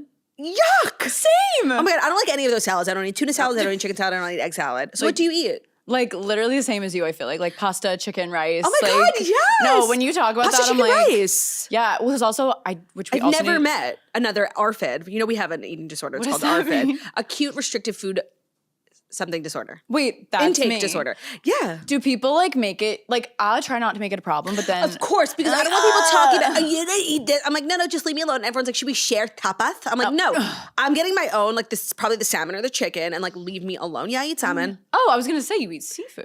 Well, just salmon. That is so Have you eat salmon? interesting. No. I've recently been trying branzino. Let me tell you, salmon is like fancy. kind of crazy. Branzino you would like. It tastes like nothing. Okay, but here's my thing with that. I'm like, I would just rather get the chicken. Well, of course, but sometimes like why? you've got to switch it up. And let me say, restaurants don't put their whole like rest-tussie into the chicken. The chicken I they're feel dry. is an afterthought. It's never like no restaurant's like known for their chicken except Frenchette. Have you been to Frenchette? No. You gotta I've go. seen You gotta get the this. chicken and the mashed potatoes. Like that's what. But I does feel sound like it's good. an afterthought for a lot of restaurants. Like just They throw the roast chicken on the menu. whereas like branzino's kind of like everyone's Milo. Like they're known for their branzino. Yeah. Oh my Try God, wait. branzino. You talked about the specials, right? And how you don't care about the specials. I did talk about the specials. I sent that to my boyfriend because I saw the clip and I was like, Ryan, this is me. Like, I hate the special. I don't want to hear the specials. I know, and when they come over, I like feel so awkward because I know it's like an important part of their job. I know. And I know they work hard on like memorizing it, but like Yeah. seriously don't. Like don't even bother. Do not bother. I've never ordered a special in my life unless like mozzarella sticks are a special. Yeah, no, it's like, if there's a pasta. Like, And I always feel like I'm being like kind of sophisticated when I order a mozzarella stick. really? Yeah, it's just like, oh, okay, cheese. I like feel like I'm at a bowling alley. I think you're probably right. But like obsessed because I'm always getting the mozzarella sticks, like the simplest thing on the menu. Yeah, of course. Oh my God, I've never met somebody who has the same like exact. Like I know a lot of picky eaters, Yeah. but like people aren't as picky. Like everyone says they're a picky eater. I'm like, well, if you're eating like a Niçoise salad, like you're not a picky eater. Yeah. I am a truly picky eater, and so I've never Yeah. met somebody who has the same. Will you eat a Niçoise salad? Never in my life. Okay, I actually would. Crazy. Okay, like egg know. and tuna. That's really Oh wait. crazy. Oh, maybe I'm thinking of something else. Definitely. I don't eat tuna. Niçoise Sorry. salad. Yeah, no, you do I'm not. thinking of like, There's like a with the hard-boiled- green beans and the lettuce, and it's good. Oh, that's it's like- French like haircut. I don't know. Oh no, yeah, I definitely wouldn't See, eat that I'm either. a plain eater, so I don't even Right. know what I'm talking about. Now, you were supposed to be on the toast 3 years ago. The drama. And the drama. You were supposed to be on the toast 2 years ago, and literally the day you were supposed to be on is the day that I got hit with what will like go down in history as one of the craziest weekends of my life, the norovirus. Which, if you don't know the norovirus, like consider yourself so lucky, but just know it's coming for you. It's the annual stomach bug, and I feel like that particular year it was really crazy. It hit my household in such a sort of crazy way because like we were really drunk on Saturday night, and then Sunday Ben woke up being like, I'm sick. I'm like, well, you're just hungover. And Ben loves to say that like he's sick when he's just hungover. And he's like crapping his pants, and I'm like, this is weird. It's getting how weird. much did you drink? And I really did not believe that he was sick until Monday morning when it hit me. Were we doing it on a Monday maybe? Well, or I know I did the show Monday morning, and I got home and I fell asleep, and I'm like, why am I falling asleep in the middle of the day? I'm not feeling right. And by that afternoon, like I like had taken up permanent residence in the bathroom. And then Tuesday, Wednesday, Thursday was like you and a couple of co-hosts. And so I've been meaning to get you back on ever since that day, but honestly, I feel triggered by your presence because it just reminds me of that horrible like 72-hour bug that I had. I feel healed enough, and I'm so glad you're here. I'm here to rewrite your story. Your norovirus story. Let's rewrite history. Like her story. Her story. You're here on a perfect day. We need to talk about the CMA Awards, and you're a country gal. Yes. You're a podcaster. And what I've learned, I love to have different guests from different backgrounds, but it's so much better to podcast with somebody who podcasts for a living. 100%. Because it's an art, you know? No, and I really wanted to come here and make your job as easy as possible because I know that feeling. Like Brooke and I do not have guests on a lot because we just like, it literally gives us a pit. But it's maybe never worth it. At some point when we're having babies, like we'll have to do that. Yes, exactly. But it makes me so anxious. Like I actually hate it. So I was like, I just want to make Claudia not hate her job today. I absolutely love that. I'm here for that. And I actually wanted to have you on because I did this to Margot like a couple of weeks ago and she was shocked. I said, Margot, do you know Caroline is my comfort creator? What? I watch everything. And I've always followed you because you came on The Toast and like you're friends with Margot and like I followed you in a personal way. And I have come to like seriously sit back and just enjoy your content so much. I know you work really hard on it. So I just wanted you to know like I'm watching and I'm always buying your shit. Especially you text me a lot for links. I'm like, where's that dresser from? I literally bought your dresser. And obviously I'm not buying a lot of clothes right now because I'm just like sort of in like a precarious, you know, like we're in between situation. Yeah, of course. But like when I was skinny, I was like always like Margot asked Danielle where she got that. Like I'm always— Are you calling me skinny? Like no, you're literally so skinny. I'm kidding. always buying your stuff. Like I'm loving your content. I have to say, like I just wanted to bring you on to let the toasters know if you're in desperate need of a new comfort creator. That's what the kids say, comfort creator. Yeah. I'm always watching your shit. And I've been loving your new series where you show all the like because you do a lot of like get ready with me is a lot of day in the life, go to bed with me, wake up with me. And I think a lot of people wonder, it's like, well, you got out of bed to set up the camera and now you're getting out of bed. Yeah. And you're like, yep, I got out of bed. And you show us literally you setting up the camera, you getting in bed to get out of bed.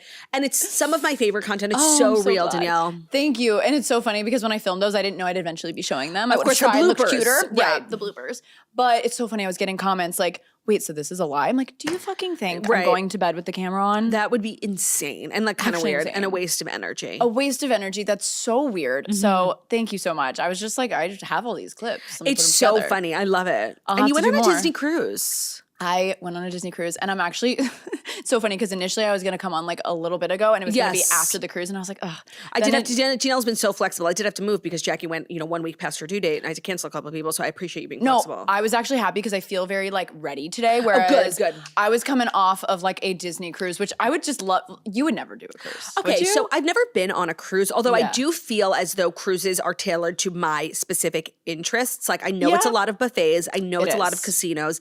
I know it's a lot of swimming. I fucking love to swim. You love to swim. I just don't know if I would like enjoy being in a vessel with so many other people, I really can't see you. Like just knowing like I know you and then I know Margot so well. Like I feel like you guys, Brooke and I have this phrase like team go. Like I feel like you guys are team go. Like as soon as it's time to leave an event, like you're ready to go. Oh yeah. You couldn't leave the boat. That by the way, that's an amazing call. I love that team go. Yeah, I'm gonna steal that. Team go.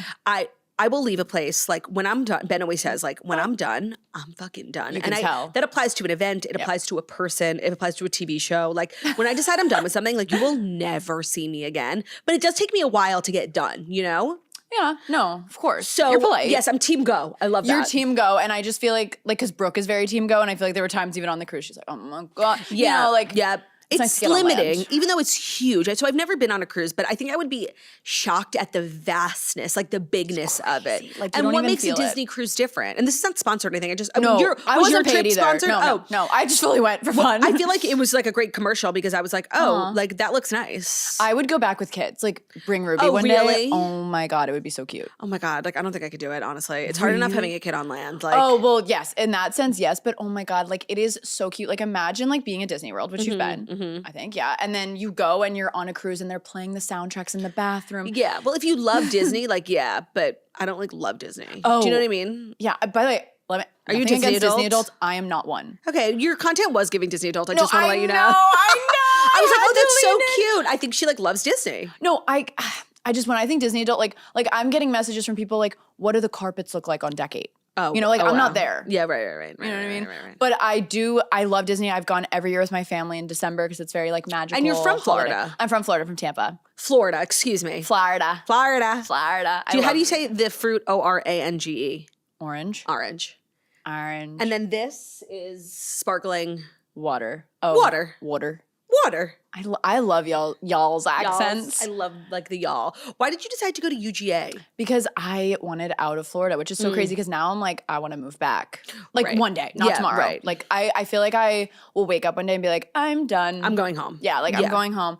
But no, I really wanted seasons. I never saw a leaf change. No, I will tell you because like my sisters moved to Florida and like there's so many things about their life that like is better. Yeah. But they don't have the seasons, No. and I'm telling you, the seasons are everything. They're everything. It's just everything's more magical. Like Central Park. Like I am so. You probably see some of my content and you're like, this girl is so obsessed with like No, romanticizing. I do too because I'm from the city, but I'm always like going to Central Park and shit. Like the corny stuff is good. corny for a reason. Right? Like it's good for a reason. Especially this time of year. Like January, February, I'm trying to be It's gone. tough. Agreed.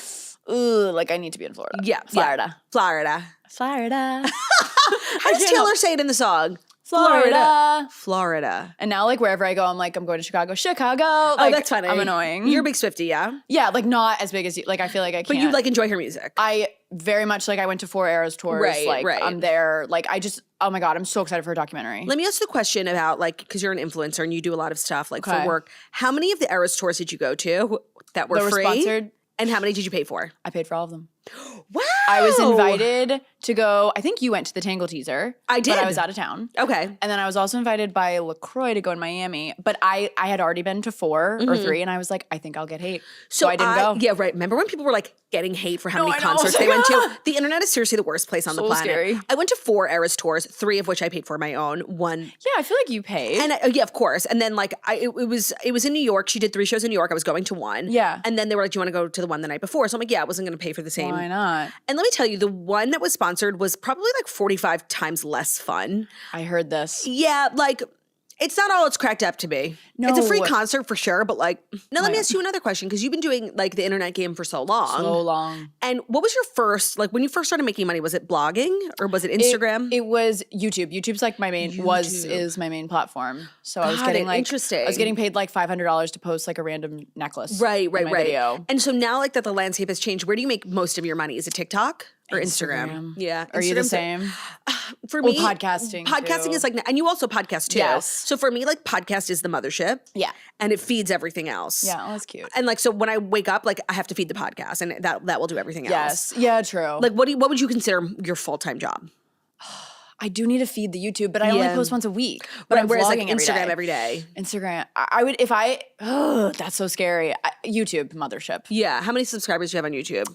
500,000 ish. Slay. That's a lot. Thank you, but like not growing. Like it just It doesn't stays. matter though. I feel It like stays nobody. right there. I feel like this era, like nobody grows like that, except for TikTok. Like the platforms are sort of established. Do you feel like, I mean, you probably talk about this all the time, but just like, you know, even 5 years ago saying you're an influencer now I feel so much more comfortable like saying it. Yeah, I feel like But I also hate I it. talk about this right. I talk about this all the time. How like the word influencer has become sort of like a hot button word. Totally. And nobody wants to be an influencer. Now they say like I'm a content creator, and it's like well, it's only because like I just won't get on board with that. Yeah. Like okay, yeah, there are bad influencers. Like there are bad accountants. Like who gives a fuck? Literally. And I feel like everybody's just like so quick to jump on the hater influencer bandwagon when it's like a job that's dominated by women. Like they would know, never how say that sad. like about firefighters. They you know? would literally never say it about firefighters. Now I know firefighters like save people's lives, so that's not a good analogy. But you know Hey, what we're I putting mean? out fires. Yeah, We're like, hey, we you need are. a fashion emergency. Right. I just like I hate that shit. I don't Yeah. consider myself an influencer these days. I really consider myself a podcaster. Yeah. I but- try to say that. Yeah, I Sounds just better. like, but I don't like the influencer hater. No. You know what I mean? I used to say I'm a YouTuber because like influencer wasn't a word. Right. Like I feel YouTuber. like when I came on the toast, I wonder what I said. probably I don't Probably know. YouTuber, Instagram. I consider you like a true content creator because you make content on all Obsessed. platforms. content creator. And today Obsessed. you're co-host. I am my official inaugural co-host moment. Now it's a great day because I do want to talk about the CMA Awards. I So do too. Danielle Carolan, I have a question for you. Yes. Are you ready for the Fast Five? Yes, I am. Today's episode of The Toast is brought to you by All Her Fault on Peacock. Someone is guilty. no one is innocent. At the start of the new Peacock original limited series, All Her Fault, Marissa Irvine arrives to collect her young son Milo from his first playdate with a boy from school. But the woman who answers the door isn't a mother that Marissa recognizes. She doesn't have Milo and has never heard of him. Every parent's worst nightmare begins. The show had me and Ben on the edge of our seats. We were not okay. We binged it in like 3 nights. Everyone is talking about this show. All Her Fault stars Sarah Snook and Jake Lacey as Marissa and Peter Irvine, Dakota Fanning as Jenny Kaminsky, and Michael Pena as Detective Alcaraz, who gives such a stunning performance. Made me cry, actually. Such a good show. Clear your schedule. You are going to want to binge every episode of the certified fresh limited series All Her Fault, streaming only on Peacock. If you want to know what everyone's talking about, specifically here at The Toast, we're talking about All Her Fault almost every single day. Loved every minute of it. Streaming now only on Peacock. It's called All Her Fault. Clear your schedule, guys. You're not going to be okay. Today's episode is also brought to you by Haya. So something that keeps a lot of parents up at night is if their kids are the first generation growing up with ultra-processed foods, what are the long-term effects? And we're really only beginning to understand them, and that's exactly why Haya exists, to give parents a real solution in a market flooded with products that prioritize candy-like appeal over actual nutrition. So some children's vitamins on the market today contain up to 7 grams of sugar per serving. They're stuffed with artificial additives, petroleum-based dyes. Well, Haya took the complete opposite approach. 0 sugar, 0 gummy junk, just clean nutrition. But the crazy thing is that kids actually do love them. I can tell you for a fact I've seen my niece fly across the house when it's time to take her Haya. The experience, the taste, the bottle, like everything from top to bottom is really fun, but it gives parents peace of mind because they're different, they're thoughtfully designed, they're thoughtfully made, and it's filling in the gaps in the diets of modern children. So vitamin D, B12, C, zinc, folate, all the foundational nutrients that support immune health, energy levels, brain function, mood regulation, concentration, the development of strong teeth and bones. The ingredient list is clean. It's non-GMO. It's vegan. It's dairy-free. It's allergy-free. It's gelatin-free. It's nut-free. And we do have a great offer. We've worked out a special deal with Haya for their best-selling children's vitamin. Receive 50% off your first order. To claim this deal, you have to go to hayahealth.com/toast. So the deal's not available on the regular website. You have to go to HIYAHEALTH.com/toast to get your kids the full body nourishment that they need to grow into healthy adults. Today's episode is also brought to you by Nanit. You guys know, like Nanit. I don't even have to explain it to you. If you've had a baby, you have a Nanit. And I will say, when I go to someone's registry, I'm always searching for the Nanit. I want to be the one to buy it for them because it's the product you'll use the most. It's the product you'll love the most. And then you'll think of me as like this amazing friend who's so thoughtful and caring and knows everything about motherhood. Well, obviously parenthood looks a lot different these days than it did, in the days of yore. And Nanit is so reflective of that. Like all the technology in the world being used for Nanit, like that's exactly what we should be making investments in science and technology for. So it's the #1 most awarded smart baby monitor, trusted by parents and experts. It's the baby monitor that parents cannot stop talking about. The app is definitely my most used app on my phone. It is seriously, especially with the first baby where you have so much anxiety around sleep, around everything. It is bringing peace of mind to all parents, but especially first-time parents. Actually, Nanit parents get an average of 36 more nights of sleep per year, which is just like a funny statistic. It's the smartest baby monitor on the market. Tracks everything from your baby's breathing to their sleep quality, giving you key insights into their health and well-being. And their new smart baby monitor system features a dedicated screen for uninterrupted at-home viewing. My mom chats are freaking. They say Nanit dropped a monitor. Now you can do a monitor. It's insane. Everyone's talking about it. So paired with the beloved app, you can see where your baby, where you want, when you want, in crystal clear HD video. And their Black Friday sale starts today. So save up to 30% off for a limited time. Go to nanit.com for all the offers, NANIT.com. Black Friday starts today. Save up to 30% off for a limited time. That's definitely a Black Friday thing you want to take advantage of. All right, the CMA Awards were last night. I have a lot of problems with what went down. Let's talk about the winners. Now, first of all, Entertainer of the Year, the big one. The nominees were Luke Combs, Cody Johnson, Chris Stapleton, Morgan Wallen, and Lainey Wilson. And the winner was Lainey Wilson for the 3rd year in a row. She also hosted the event, which does seem like insider trading. No, I thought we're going to make her host and then she just won't win anything. Yeah. Is that crazy to think? So I know everybody's so sick of me. Like after every award show I come on here and I give a speech about how I'm like literally the biggest Lainey Wilson fan ever, but she doesn't deserve. She's great. She doesn't deserve half the awards that she gets. And if you country has a real issue with women and not giving women the credit they deserve. For so many years, it was Miranda Lambert and Carrie Underwood nominated every year. They never gave it to them. So I feel like they're trying to undo all of that by just randomly giving it to Lainey Wilson. And they sort of refuse to give Luke Combs or Morgan Wallen an award every year. It's like literally every year, especially Morgan Wallen. And like, you could say what you want. So don't nominate him. Like, Was he there? I don't think so. They didn't show him. I know. Okay. And so like, I think because he's problematic, they don't want to give him awards, and that's fine. But then they really shouldn't nominate him. They shouldn't. Because like, he released an album this year. He did a stadium tour. Like, he's obviously the entertainer of the year. And I love Luke Combs. And I feel like some years are his years. Yes. But like, it was Morgan Wallen's year. It totally was. Like that 20 Cigarettes song. Like, right. Had a beer bong. Like, and it's like, so good. and I like how viral all of his songs went. Like, Yes. it's just annoying. So I just hate when people like aren't honest. No, and like they choose when they want to like be a good Samaritan. Agreed. I'm like, that's where like it's just it doesn't make sense. That's how I felt last year about Shabuzi, where it's like they also have a problem with diversity. And so like here is It's Shabuzi, amazing. a black artist who like literally was the song of the year, barf song. So good. And like going out of your way to not give it to Shabuzi when it was so clear that he should have been, I think it was like new artist. And it's like, okay, well now I'm feeling like you're racist, honestly. Yeah, now it's feeling opposite of what you're trying to do. Like, so what? like I don't understand their thought process on so many things. And I know like country artists talk all the time about how it's so political and like you have to do this and and that's why like Lainey Wilson was hosting. Like you have, so I just don't like that because it should be a meritocracy. Like who was the best song? What was the best person? No, I know. It was interesting. I don't know what this was about. Lainey Wilson, when she was accepting like her second award of the night, she said something like, and for all of you women eating Cheetos at home, stop pitting people against each other. Women. She said women against each other. So I'm like, shit. Okay. Well, maybe she's talking to us, but I don't No, care. but we're not pitting women against each other. No, we're just pitting women against the men. No, but I'm wondering if that, like, what that's about. I mean, is it about what we're talking? Yeah, maybe it is, but like, because there is like a lot of, everybody has something to say when she wins. And I think if any of the other people had won, like, I mean, I personally would have had nothing to say if Luke Combs won, if Chris Stapleton won, if Morgan Wallen won. I'm not like a huge Cody Johnson fan, but like Cody Simpson, you mean? Cody Simpson, yeah, I'm not a huge Cody Simpson fan. I'll never forget I'm that. having literally PTSD. That was so funny. Like, but I understand the hype. Do you know what I mean? Yes. So I guess so. Like, am I the problem because I only have a problem with the woman? No, it's so funny. I literally texted Margot immediately because sweet Margot was at the CMAs. Yes, Margot. Shout out to our sister Margot, for our amazing. sister, for crushing Our it. sister.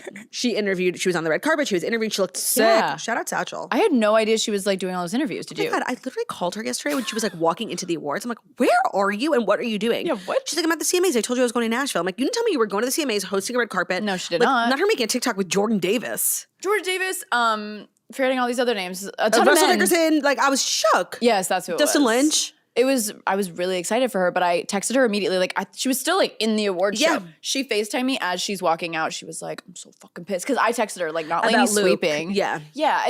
And again, it's like, obviously love Luke, but like you said, it didn't have to be Luke. Like, No, and I'm not anyone like else. I'm not this type of person that's mad because like my artist didn't win. Like I can understand if Chris Stapleton had won. I can Yes, he's understand great. if Morgan Wallen had won.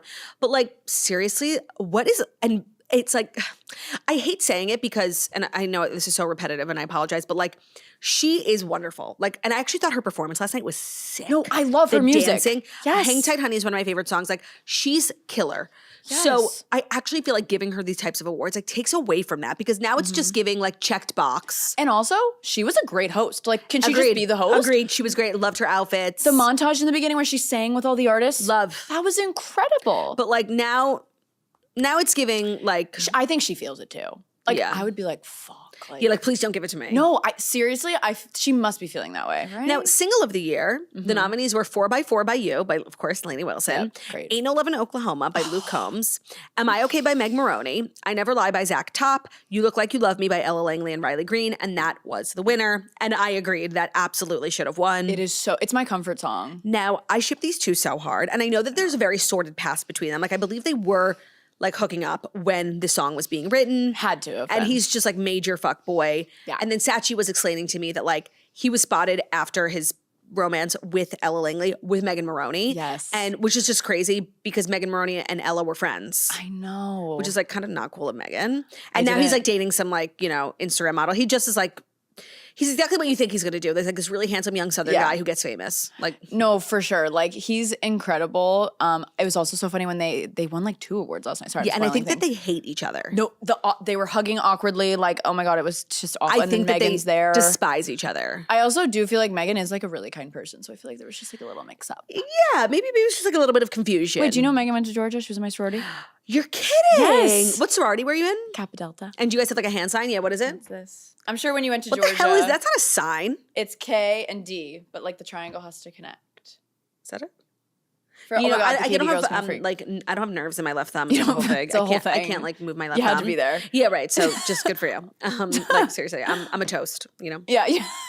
So. I love it. Well, thank you for trying. Album of the year: Megan Maroney's "Am I Okay?", Cold Beer and Country Music, Zach Top, F1 Trillion by Post Malone. My album of the year. The Problem, Morgan Wallen, and then the winner, Lainey Wilson's Whirlwind. No. Like seriously, just stop. Like it. Like for me, I think we all have our own albums of the year. Mine was personally F1 Trillion. I Do you think it's it like, should have won? No. Okay. Like I'm See, yeah, that's fair. I'm reasonable enough to admit, like, just because it's my choice Yes. doesn't mean I'm the Problem by Morgan Wallen was Yes. obviously the album of the year, but not according to these people. No, it's that one was. I didn't even know the name of her album this year. I'm not even gonna lie. Song of the year, which I don't know how it's different from Record of the Year, was also "You Look Like You Love Me" by So Riley good. Green. And then Female Vocalist of the Year went to, shockingly, Lainey Wilson. No way. Kelsey Ballerini, Miranda Lambert, Ella Langley, Megan Maroney, and Lainey Wilson were all the nominees. Now, in terms of that group, I actually feel like that's a good, pop off. I wanted Ella Langley. I'm in an Yeah, Ella Langley right, me mood. too. Or Megan. Was Megan Maroney? Yes. Yes. But like, Either of them. I don't disagree with her winning. Do you know what I mean?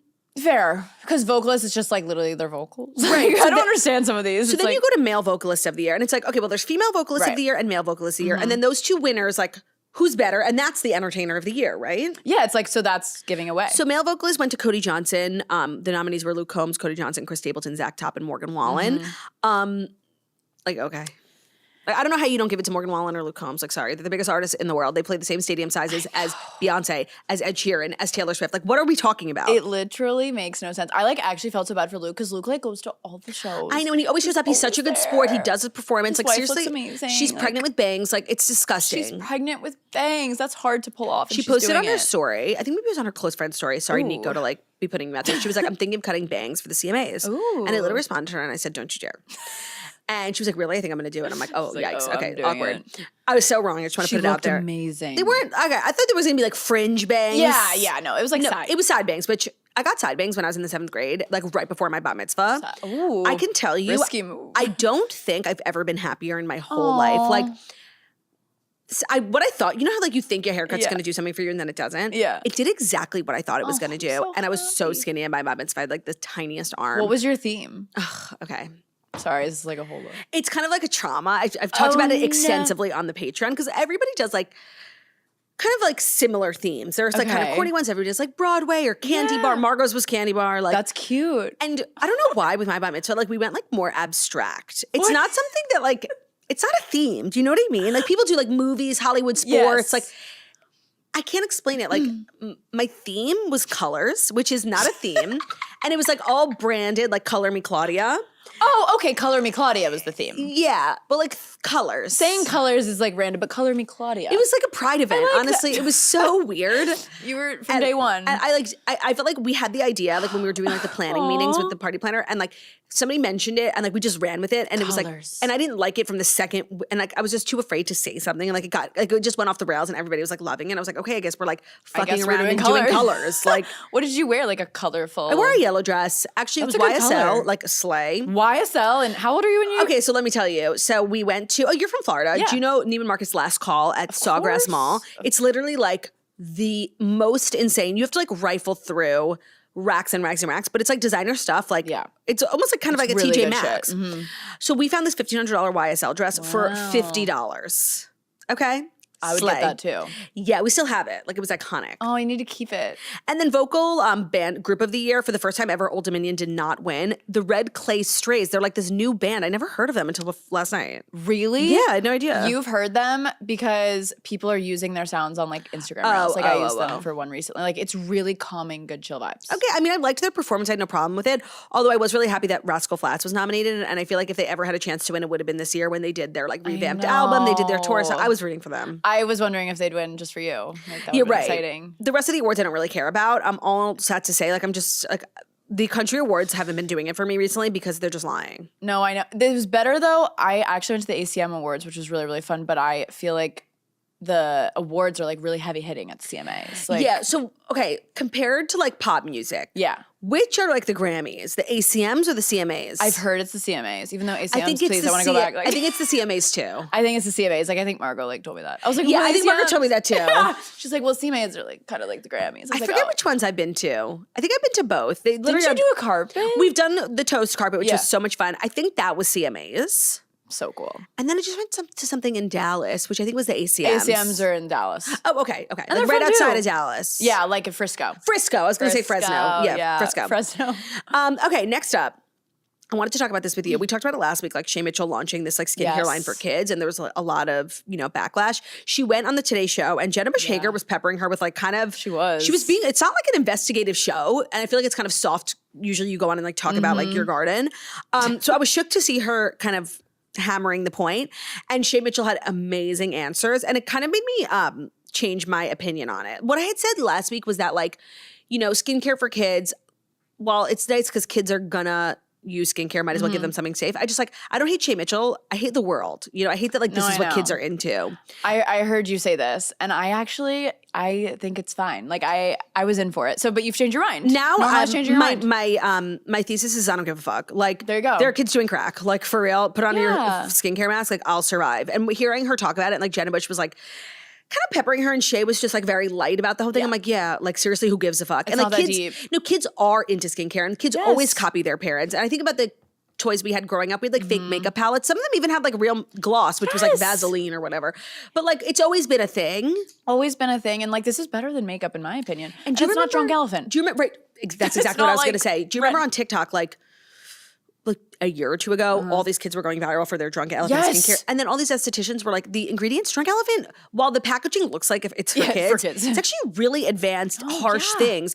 So you know what? Like, I don't give a fuck. No, even I don't use a lot of Drunk Elephant because it's like really like concentrated. Right? No, it's like it's real ingredients. It's not just crap. Oh, it's terrifying. To me, this feels like Claire's. I feel like if Claire's was still open, they would Yes. sell fake face masks with like panda eyes and like right. ears. They would totally do that. I don't give a fuck. I'm here for it. I think it's the cutest thing. I actually feel so bad that she was getting so much hate. I know. But like here we are. She crushed it on her interview. Although one of the points she made, I didn't really agree with. Okay, what was it? I watched. She was basically like that babies, we do skincare the from skincare birth. from birth. And it's true. Babies love massages, and you are supposed to Okay. keep their skins like like we're always lathering Okay, maybe you would know Aquaphor, this. Johnson and Johnson, like. But that's like for like medicinal reasons, and you don't do that forever. You just do it like while they're a baby. Okay, because I was like, that's weird. That was just like a bit of a stretch. I agree with all her points. I'm like, all right, calm down, calm down. That one's Come on, she looks mama. very pretty though. Honestly, She made me want to do a pony. She made me want to buy her skincare. Her skin looks No. insane. There you go. So okay, Jenna Bush Hager. Jenna Bush Hager's making a lot of news recently. I saw the Minka That Kelly that video thing. was weird. Someone at is it ABC? Yeah. Someone's telling her like NBC. go in. NBC. Sorry, they're telling her. Then I saw Minka Kelly. I think yesterday was on the Drew Barrymore show, talking exclusively about her boyfriend. That is so fucking annoying. So maybe I would be she. pissed. Oh my god! Wait, I just figured out who you look like, and it's a compliment. Normally, I don't like telling people. Who I they only look get like. told one person, so I'm curious. Grace Van Patten from Tell Me Lies. No, I'm obsessed. You talk like her too. Who do you get told? Ariana Madix. Oh, When my hair's like 1,000% Ariana Madix, which is also a compliment. no, I'll take it, but love. Oh, Grace Van Ariana Patten. Madix. Yeah, that's it. Maybe better than mine. Mine is also like you look like her, but a lot of your mannerisms too. Oh, okay. I think like your tone of voice, Like more like low. yeah, like monotone a little Yeah, bit. yeah, yeah. I thank you, Claudia. I'm the same way. I like have to stop myself from telling people because they get too. offended. I'm like, That's why I always say, who do people tell you look like? That's one of my favorite questions. I do love the celebrity doppelganger game, although it's a minefield. who do people tell you? I've seen Victoria Fuller. Yeah, of course. When I'm skinny, Victoria Fuller, it depends on my weight. When I was in high school, I got told all the time that I looked like Snooki.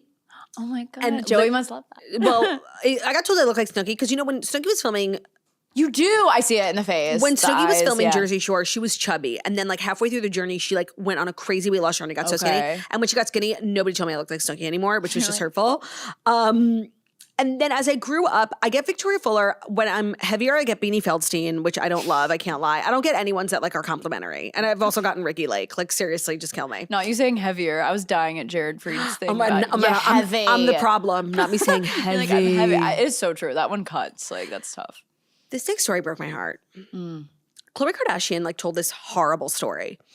And I feel like when it comes to Lamar Odom and like us looking back on that relationship, I feel like he gets a very like positive retelling. We Like all look sympathetic. back. Yes, we look back on it pardeliciously, if you will. Totally. And it's like not. And things like this remind us of that. So she had some particularly challenging moments in her marriage to Lamar Odom. And on her podcast, she shared for the first time that Lamar Odom burned all of her journals, which were memorializing years of her life. And he burned them in front of her while they were together. Odom was, quote, convinced that I was taking notes and sending them to the government or something crazy. That is so sad. I don't journal. Do you? No. But I know like you put People your love it. whole heart into it. And then you're doing it obviously because it feels good. But I think people really do it so that, 20, 30 years later, you can go back and read like what you were going through. To burn someone's journal, like I can't think of anything more evil, honestly. And I know that at the time it says he was paranoid. He was obviously on drugs and like you're not yourself and you're like in this. But seriously, like that's not something you can like break someone's jewelry and like buy them a new one. You can't. This is so evil. Like it's literally a movie scene. Yeah. When, it's like the fire flaming. When you think of like seriously like something so mean. No, and it actually, you're so right. They are giving him this like sympathetic edit or empathetic, whatever. No, both. And like, yeah, he was just on and Kardashians. remember she was like giving him his stuff back. And it was like, it's all last sweet. season, right? Yes. They make it sweet. And I was like, oh. And it's nice that they do that. I think they care about him. But like things like this remind me like it actually like was not. No, and now she doesn't journal anymore, she said. Stop. That's so sad. She was like, I can't journal anymore because she probably thinks someone's going to burn it. It's like PTSD. That's really upsetting. That's just so vulnerable. Sometimes we get like Dear Toaster submissions about people who read their partner's journals and they find out things that they obviously didn't want to hear. And like, what do they do now that they have this information? And I just want to say, I wanted to use this story as just a platform to remind someone if you're thinking about reading someone's journal, like don't fucking do it. No, it's their internal thoughts. It's literally their intrusive thoughts. I know. And it's like, it is crazy to like put your worst thoughts to paper. No, I would literally never. I think if I journaled, I would like lie to my journal. I'd be like, I had a salad for lunch today and I'm feeling really good. I would lie for sure. And I think some things like belong in your brain. Do you know what I mean? 100%. Sometimes, every now and then, I lie to my therapist because I'm too embarrassed. Do you? Every now and then, like a little fib. Okay, interesting. Can you, if you don't mind sharing? Yeah, no. Like, what's the last lie you told your therapist? Like, that's a good question. Do you do in-person or Zoom therapy? Zoom. Mm-hmm. But like, it won't be like something to make me sound better. Like, it wouldn't be like, she said, like, I'm telling her everything if there's like a situation. It's more like, I feel like there's certain things I keep out because I'm like, she doesn't need to know. Okay, now let me ask you a question. When you talk to your therapist and it's something that involves, and I feel like, do you talk a lot about like your job or? Yeah, it just depends on the week. It's like, it's like shitty comments. How do you explain what you do for a living? Or especially when you first started therapy? No, it was definitely like scary because my last therapist was like older. Then she retired. She left me. Right. She gave up on you.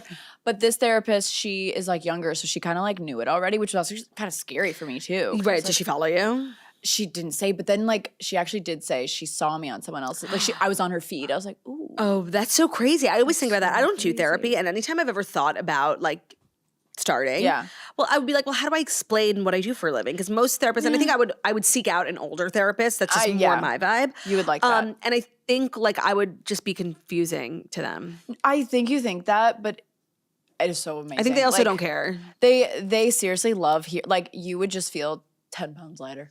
The thing is, I'm not anti-therapy at all. No, I think it's course. Amazing.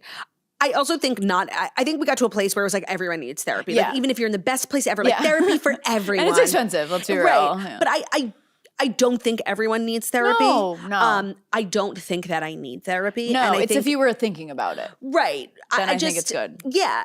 If you're thinking about it, you should do it. But I don't think I think for a while I was like, well, if you don't go to therapy, like that's bad. It's not. No. Oh my God. That's I don't think it's bad. Not true. If you're also so close with your family and your sisters, you have that. So what I always say is that like I don't have a hard time like communicating and identifying my own feelings. And I have I'm very blessed that I have like a lot of people in my life who I feel extremely comfortable like opening up like the worst parts of myself to. So I don't know. Maybe I'm wrong, but I don't think that I am.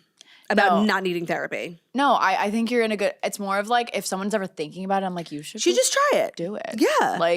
Yeah. So. Well, total, literally 180. But it reminded me, I wanted to talk to you about something, which reminded me. So what we're going to do, our next story is like a little bit of TikTok drama. Yeah. But we talked extensively on The Toast about that whole New York influencers are boring thing. Yes. What did you make of that as a New York influencer? Did you think that person was talking about yourself? No, not at all. Okay. I didn't think so either. I didn't think, because the way they describe, I was like, no, it's not about me. I was like, I think I commented something. People were like, no, it's not about you. Like that. I'm crying. Like, Well, that's what Jackie and I were saying. Like, well, the funniest part of that whole New York influencer thing was people being like, "This is mean. Like, how could you say that about me?" And it's like, well, we weren't talking about you. Right. Yeah, I don't think I ended up saying it, but I was like, if I were to comment, like, I know someone would be like, girl, it's not you. Right. It actually made me so sad because I love those girls. Like, I love Bridget and Danielle and like Laura, like whoever they were like talking claiming about, it's right. about. It made me sad. I understand what people are thinking. I understand that they're like, you know, it's boring. It's not relatable to see someone wake up for Pilates and then go make a coffee. Then don't walk. Right. That's my opinion because I'm like, wait, but I want to watch because when Bridget wasn't posting, I was like, I miss her content. Right. Like that's the type of Right? content you choose to consume. Yeah, I feel like you felt the same, no? Or what? Yeah, I was enjoying watching like just the dumpster fire because that's just like Of course, when you're it's like not entertaining. involved. When you're not Yeah. involved, it is entertaining. Like, I hate that. I thought that the girl who made the video like was clearly mean and jealous. So jealous. It's so funny. Like I was just talking about this yesterday. When somebody makes a point and then you like attack the person who made the point, not the point that they made, it's like you don't have anything to say. So I literally just did that. But like I just did think her That's video fair. was really mean-spirited. Like she gave off like jealous wenchey energy. She wanted the views. Having said that, like yes, I heard what she was saying. It is like the same people doing the same things. No, it's so fair. And the thing is, I follow all those girls. Mm-hmm. It's not for me. Like that's not. I'm brunette, and like I just like I don't live there. Like you know what I mean. I'm brunette. But they're nice, well-meaning girls, and it's like, well, just because you have a mean thought about like that's what I feel like TikTok is so. Every time somebody thinks they have like a crazy thought, they like make a video on it. Sometimes they like give it a name, be like the it's- influencer theory. Where do you think you get the worst comments? Like where are you scared TikTok. of the most? Same. TikTok has an anti-Semitism problem for Yeah, sure. 100%. And it's so unregulated and it's so easy to make fake accounts. Instagram takes a lot of good precautions. Like if I Yeah. block you, then they give you the feature and other accounts. block any other accounts Like, that this person makes. bye. They somehow know that like this person, and so much of the hate is anonymous. So Instagram is amazing like that.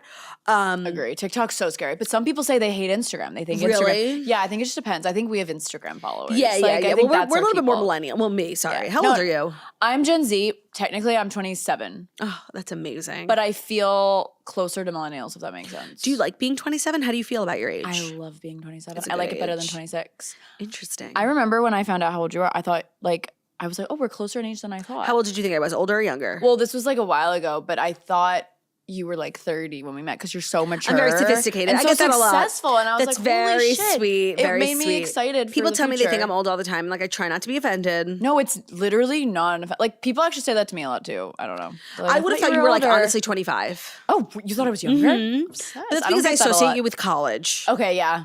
And Smart. Very smart to align yourself with a youthful institution. Go Dogs. Go Dogs. No, and I'm definitely one of those, like, I definitely ride too hard for Georgia sometimes. And I get hate No. about it, but I don't care. Are you wearing red today for any reason? I like how I look on camera in red. Okay. And Go Dogs. Yes, that's a good reason. And Go Dogs, because we're hopefully going to the SEC championship, hopefully. So. Sure. Sure. Today's episode of The Toast is brought to you by Baked by Melissa. It's always a good time to be eating Baked by Melissa's cupcakes, but let me tell you, holiday seasons is particularly special. If you want to ship something, you want to send something to somebody across the country, they do the best gift sets. It's hard to ship food. They have nailed it. So it's literally the perfect gift for anyone, and finding the perfect gift, especially if you're going to ship something, makes it really hard. You want something that's thoughtful, fun, guaranteed to make people smile, and that's why Baked by Melissa is really one of my go-tos. The bite-sized cupcakes are always a crowd pleaser. Like, don't get me started on the peanut butter and jelly flavor. I could have like a whole tin of just peanut butter and jelly. It's a free idea, Melissa. Make a whole tin of just peanut butter.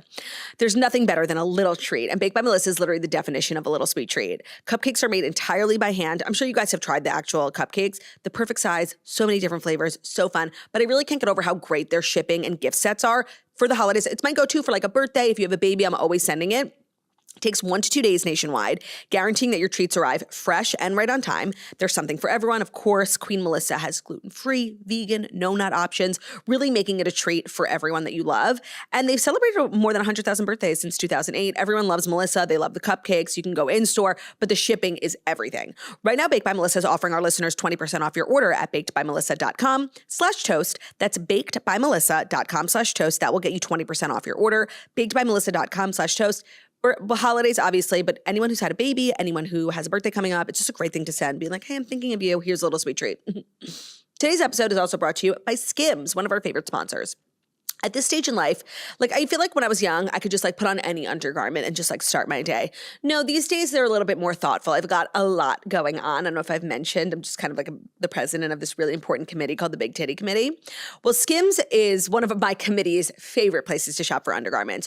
Whether it's undies, whether it's bras, whether it's loungewear, whether it's shapewear. I don't leave the house that much, so I don't need like so much shapewear these days. But when I was in my shapewear era, Skims was everything.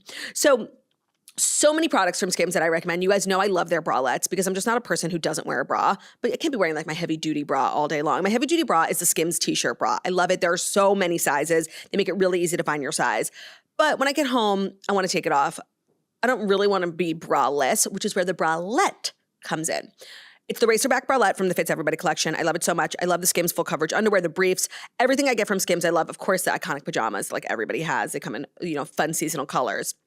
The sleep set, that's what it's called, the soft lounge sleep set, is definitely going to replace like your old smelly t-shirt. Get a nice pair of pajamas. That's like an indulgence that's so worth it. Shop your favorite pajamas at skims.com. After you place your order, be sure to let them know that the Toast sent you. Select podcast in the survey and be sure to select our show in the drop-down menu that follows. And if you're looking for the perfect gift for everyone on your list, the Skims holiday shop is now open. Shop it at skims.com. That's skims.com. Let's talk our next story about TikTok drama that I chose specifically for you. Aw. Yay. Anyone who is following the Hair by Crispy drama, We have to talk about it. let's explain it from the beginning. So if you guys don't know, I mean, I've known Hair by Chrissy since the Don't Be Tardy for the Party days, okay? She's like this, she's a hairdresser, but she's really like a content creator. She's a She used to do personality. these like big, she reminds me of Jay-Z Styles, Jessie from Secret Lives of Mormon Wives. But she's based in Phoenix and she does like all this influencer hair, like insane extensions, long curls with like a big barrel curling iron. She used to do the Biermans all the time. And I remember thinking it's so crazy that Ariana and Brielle would like fly from Atlanta to Arizona to get their hair done and then fly back like these girls. And then all these influencers would literally fly to get their hair done. It's crazy. She became like a famous influencer herself and she has this huge salon. And it's kind of this like very niche part of the internet now. But I just want to say, like, if you watched Bravo in the early days, like you knew Chrissy's origins. No, that makes sense. And I feel like she invented the Mormon curls. Yes, so Like, that came from her. When Jessie came on, I was like, oh, she was definitely studied from the Hair by Chrissy school of hair. for sure. So then, a couple of years ago, Chrissy's like always getting canceled, by the way. This is Truly. not Chrissy's first cancellation. But she is getting canceled because this girl made like a testimonial video being like, I got the hair by Chrissy. And you can go to her salon. She has like a ton of other stylists. But you can go to her salon and get, your hair blown out. Or you can pay extra to get it done by Chrissy. Ooh. It's $4,000. Just a cheap 4,000. For extensions, the whole yada. And by the way, extensions are very expensive. I don't know how much they cost because I don't have extensions, but I do know it's in the thousands. They're for like $1,000. the sew-in. So you're paying more, but still in the realm of what I imagine like a Hair by Chrissy like full head costs maybe like $2,000. Yeah. Did you see there was a price breakdown? Oh, was there? So it was like $2,900 for Chrissy service. And then it was like $50 for the conditioner. oh, I $50. did see that. That's really crazy to charge for That's- conditioner. That's insane. Yeah. Because they're probably getting like gifting from half these And I just want to brands. say, I believe it was Milbon conditioner, which is It was Milbon. which is what I use, and I Oh, just so like it's that made me good. feel good. Yeah, You're like, fuck yeah. So this girl made a video being like, I got the $4,000 Hair by Chrissy experience. It was horrible. I never saw Chrissy. She barely touched my hair. Oy. And the thing is, if you're going to make like a hate video about Chrissy, it's going to take off. The internet, especially TikTok, like they hate this woman, Chrissy. like, They start yes. calling her Hair by Crispy because all the hair looks like fried and crispy, which unfortunately, like I hate when somebody slays with a mean nickname. Like, but that was a slay. So good, unfortunately. Now, the video has 30 million views of her. Like, I'm telling you, people are obsessed with Hair by Chrissy. And now it started this whole back and forth between Chrissy. Chrissy's trying to prove her, she's saying- definitely like bouncing back. Like she's trying to bounce back. I'm like, what are we doing? I'm telling you, Hair by Crispy is like a little cockroach. You cannot. She would survive nuclear war. I'm telling you, you think like you're going to cancel Hair by Chrissy? You're not. She has survived worse than this, and she will survive. I'm telling you, people love her hair. No, and I do have mad respect for that. Have you ever gotten your hair done by Chrissy? No, but she DM'd me in 2018 because I saw her name everywhere. I was like, why do I? She's been around forever. Yes, it was probably around the time the Biermans were going to her when I was living in Georgia. Oh, totally. You were like a I dream was client beach for ball- her. That's what Brooke said. Brooke's like, she's like perfect. Yes, a young Southern belle who needs extensions. Yes, I was like bleach blonde, but no extensions yet. She was ready to fry my hair. She messaged me. She kept going back and forth. I was looking at our messages. She offered to fly me out. Oh. I didn't do it because I was like, oh, I'm just like, I'm in Athens. Yeah, like it is kind of crazy to fly to get your hair done. But I'm so glad I didn't because who knows what trajectory I would have got on. Your life would have been so different. So different. If you had gotten extensions by Chrissy. So different. But I was kind of like so I'm really cool. So Like, I want to say she something chose that I me. feel is not going to be popular, but that's Okay. what That's I do what we here. do here. While it's, wrong that she paid for the Chrissy experience Yeah. and got the Chrissy, Uh-huh. didn't get Chrissy and got charged for shampoo and Chrissy. conditioner for sure.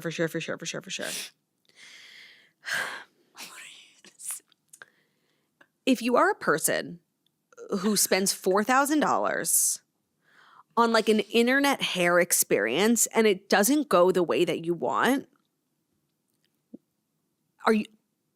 that's not shocking. Like, Right. not that I'm saying that you deserve it all what happened to you, but like, I don't know. It's hard. You're not a sympathetic victim to me. Like if you were sort of You paid that much. and we need to be smarter than that. Do you know what I mean? We all need to use the internet. It's hard. It's easy to get swept up in, but like I think a little personal accountability needs to be taken here. 100%. Like you knowingly paid $4,000 for like a hairstylist who you found on TikTok and like who does influencers and like has had many cancellations. Like Yeah. I'm sorry that happened to you, but like what lesson have you learned here today? No, even like celebrity hairstylists, like, here in the city, like, they charge like $1,000. Yep. So I'm like, 4,000 smackaroonies? Right. And now I guess, was she in Arizona or because now she has other salons apparently? Oh, Chrissy? Yeah, apparently someone Let me told tell you something about Chrissy. She's a businesswoman. Yeah. She's making merch. Is she? Oh yeah, she's making hair in 4K merch. Yes, which I think She's is trying to a like little make a wild. moment off. I agree. She's trying to make like a moment off of this scandal. But She you know also- what? yeah. She has experience. Like while these scandals are like tough to go through, Mm-hmm. they ultimately do. Rising tides rise all shides, as we like to say here. Yes. All press is good press. We're talking about Chrissy on the toast. Like I think she knows that while the only way out is through, and you will come out kind of bigger and better on the I other wonder side. if she's like in the comments or if like it's her team that's telling She's her. a lot of people who work for her. No, I mean, I understand what the girl was saying about like if there's 10 different people touching your hair, like the color is going to look different. It's not around going to the be head, matched. Yeah. which is crazy. But I feel like I would know going into the price.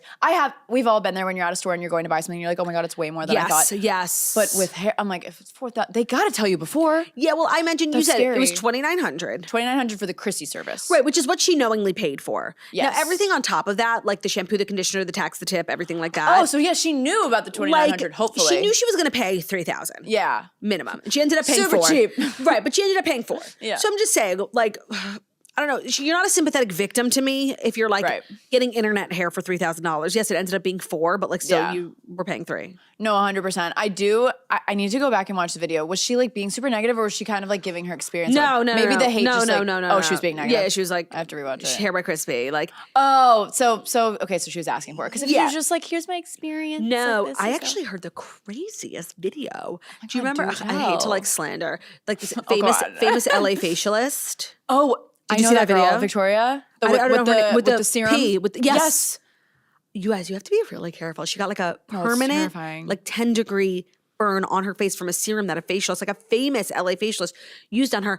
And then the facialist was like, "Oh, I'll fix it for you." So she went and micro needled the scar. The girl has a permanent scar on her And face. charged It's- her to fix it. Yeah, it's right. She spent like $30,000 on this whole thing. It's the shape of a P on her cheek. It's like white. Like you can see it's like where she clearly put the dropper. Yeah, and was droplet, like, yeah. oops, Yeah. that's not right. Insane. I literally canceled my facial yesterday because I was like, I'm going on the toast and I Right. don't want my chemicals No, to these little things, like you have to be really careful. No, it actually terrified me. And I've like gotten gifting from that brand before. Like I've seen Me it too. all. Yeah, you too.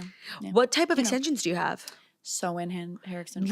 Do you mind discussing? Are you wearing them right now? I don't mind at all. Very open. They're sew-in extensions. They're from Covenant, Maine, and they are amazing. Like my hair is not damaged, in my opinion. I do like a They're darker sewn? root. They're sewn. Yeah, I'm literally there every time I go. Like you're like I'm getting my extensions bumped up. Right. I don't do that. He takes them out every single time and puts them back in. So I am there for about 6-7 hours. And I'm sorry, I don't know. I don't dye my hair, so like I don't know if this is a terribly rude question. Are you a natural blonde? No. You're not. What's No. your right? Like, is your root your real hair color? Yeah. So it's like not as dark as yours. No, but it's like a light brown. Yeah, like if I were to let it grow out, it's brown. Yeah. Would you ever go back to brown?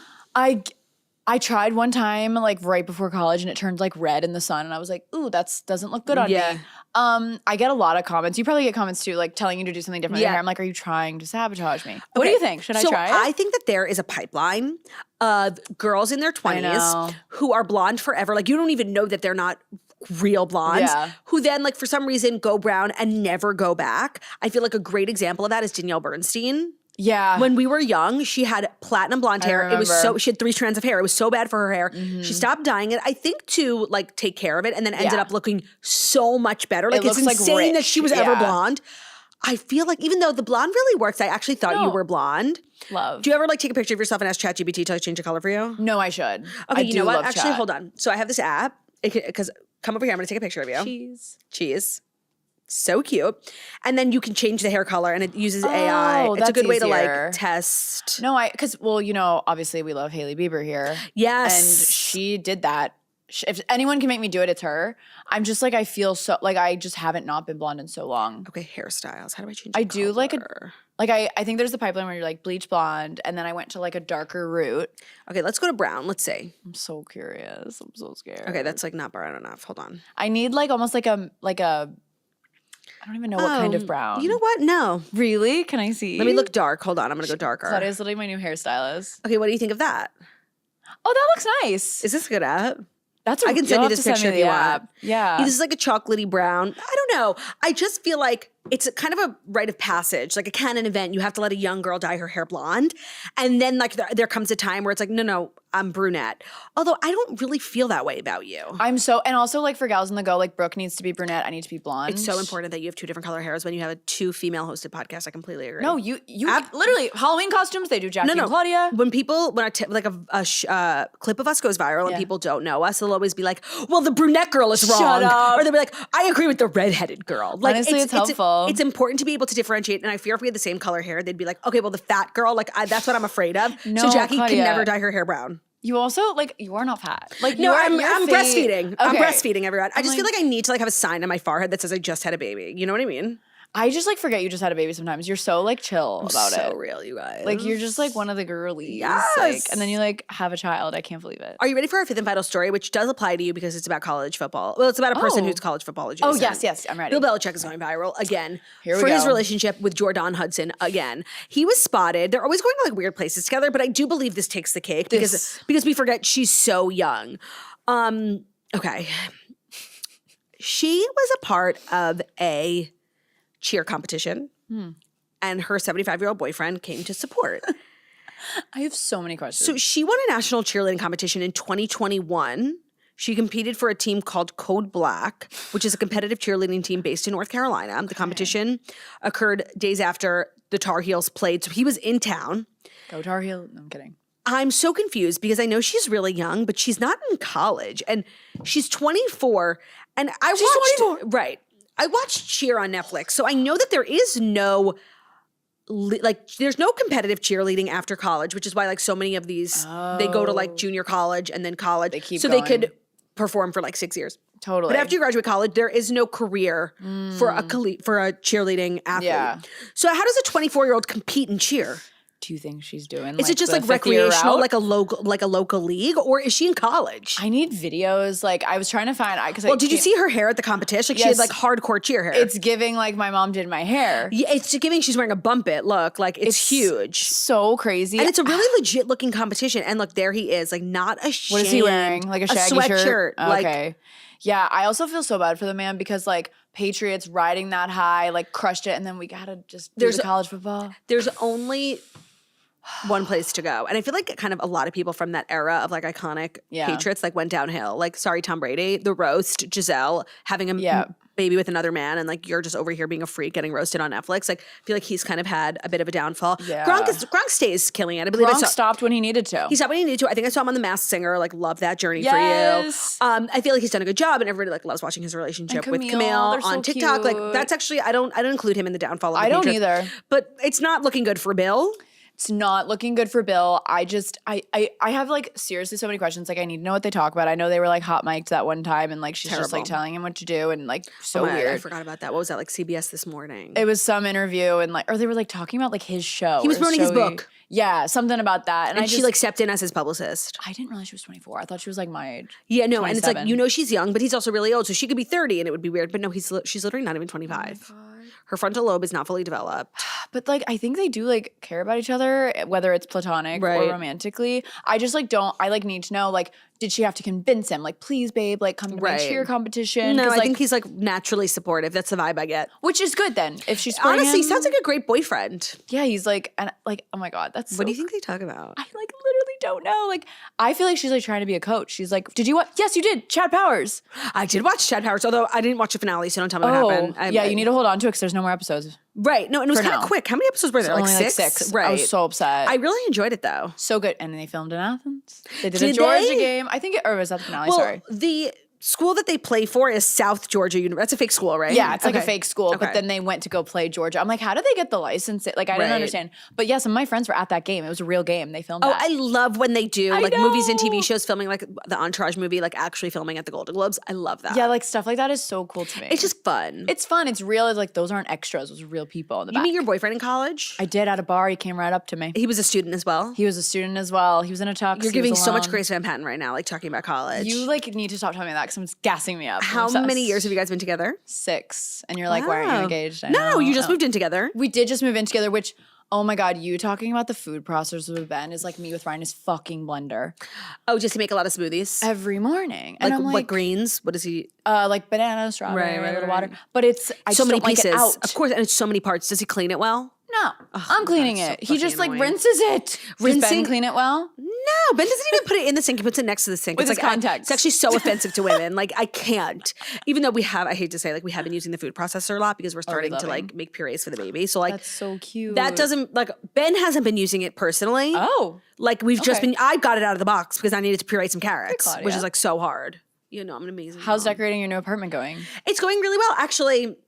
So funny. So when I was talking to Margaret, I'm like, no, you don't understand. Danielle Caroline's like my favorite comfort creator. And she's like, you know, you literally decorated all of our apartments because your interior designer, Sierra, yeah. did Margot. And then Margot's apartment looks so good. I'm like, wait, Margot, give me that girl's number. Like you're she did a great extremely, job. I know you're an influencer, but you're extremely influential. Thanks, Claudia. That's course.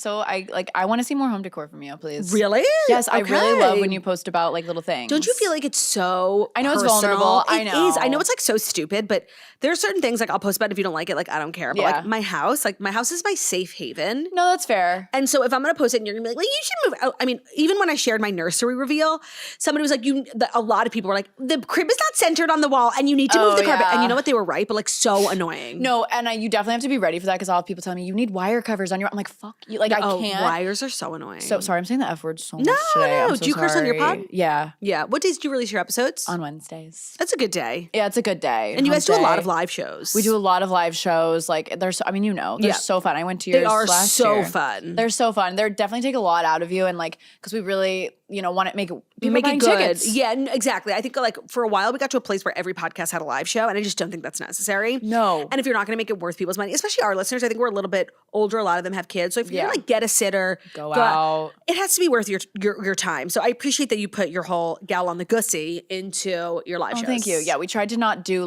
we try to make it like segments and different than the show. Like I like how you guys did the surprise song at Right. the end. Like you have to do something where it's like you don't get on the podcast. Like you have to. So. Absolutely. Yeah, but we're not touring right now. Now, do you and Brooke ever fight?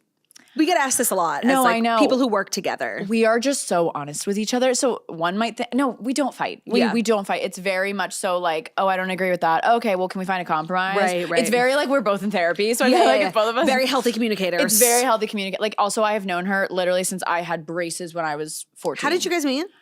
In Florida, she we didn't even say where we lived at the time, but she could tell where I was.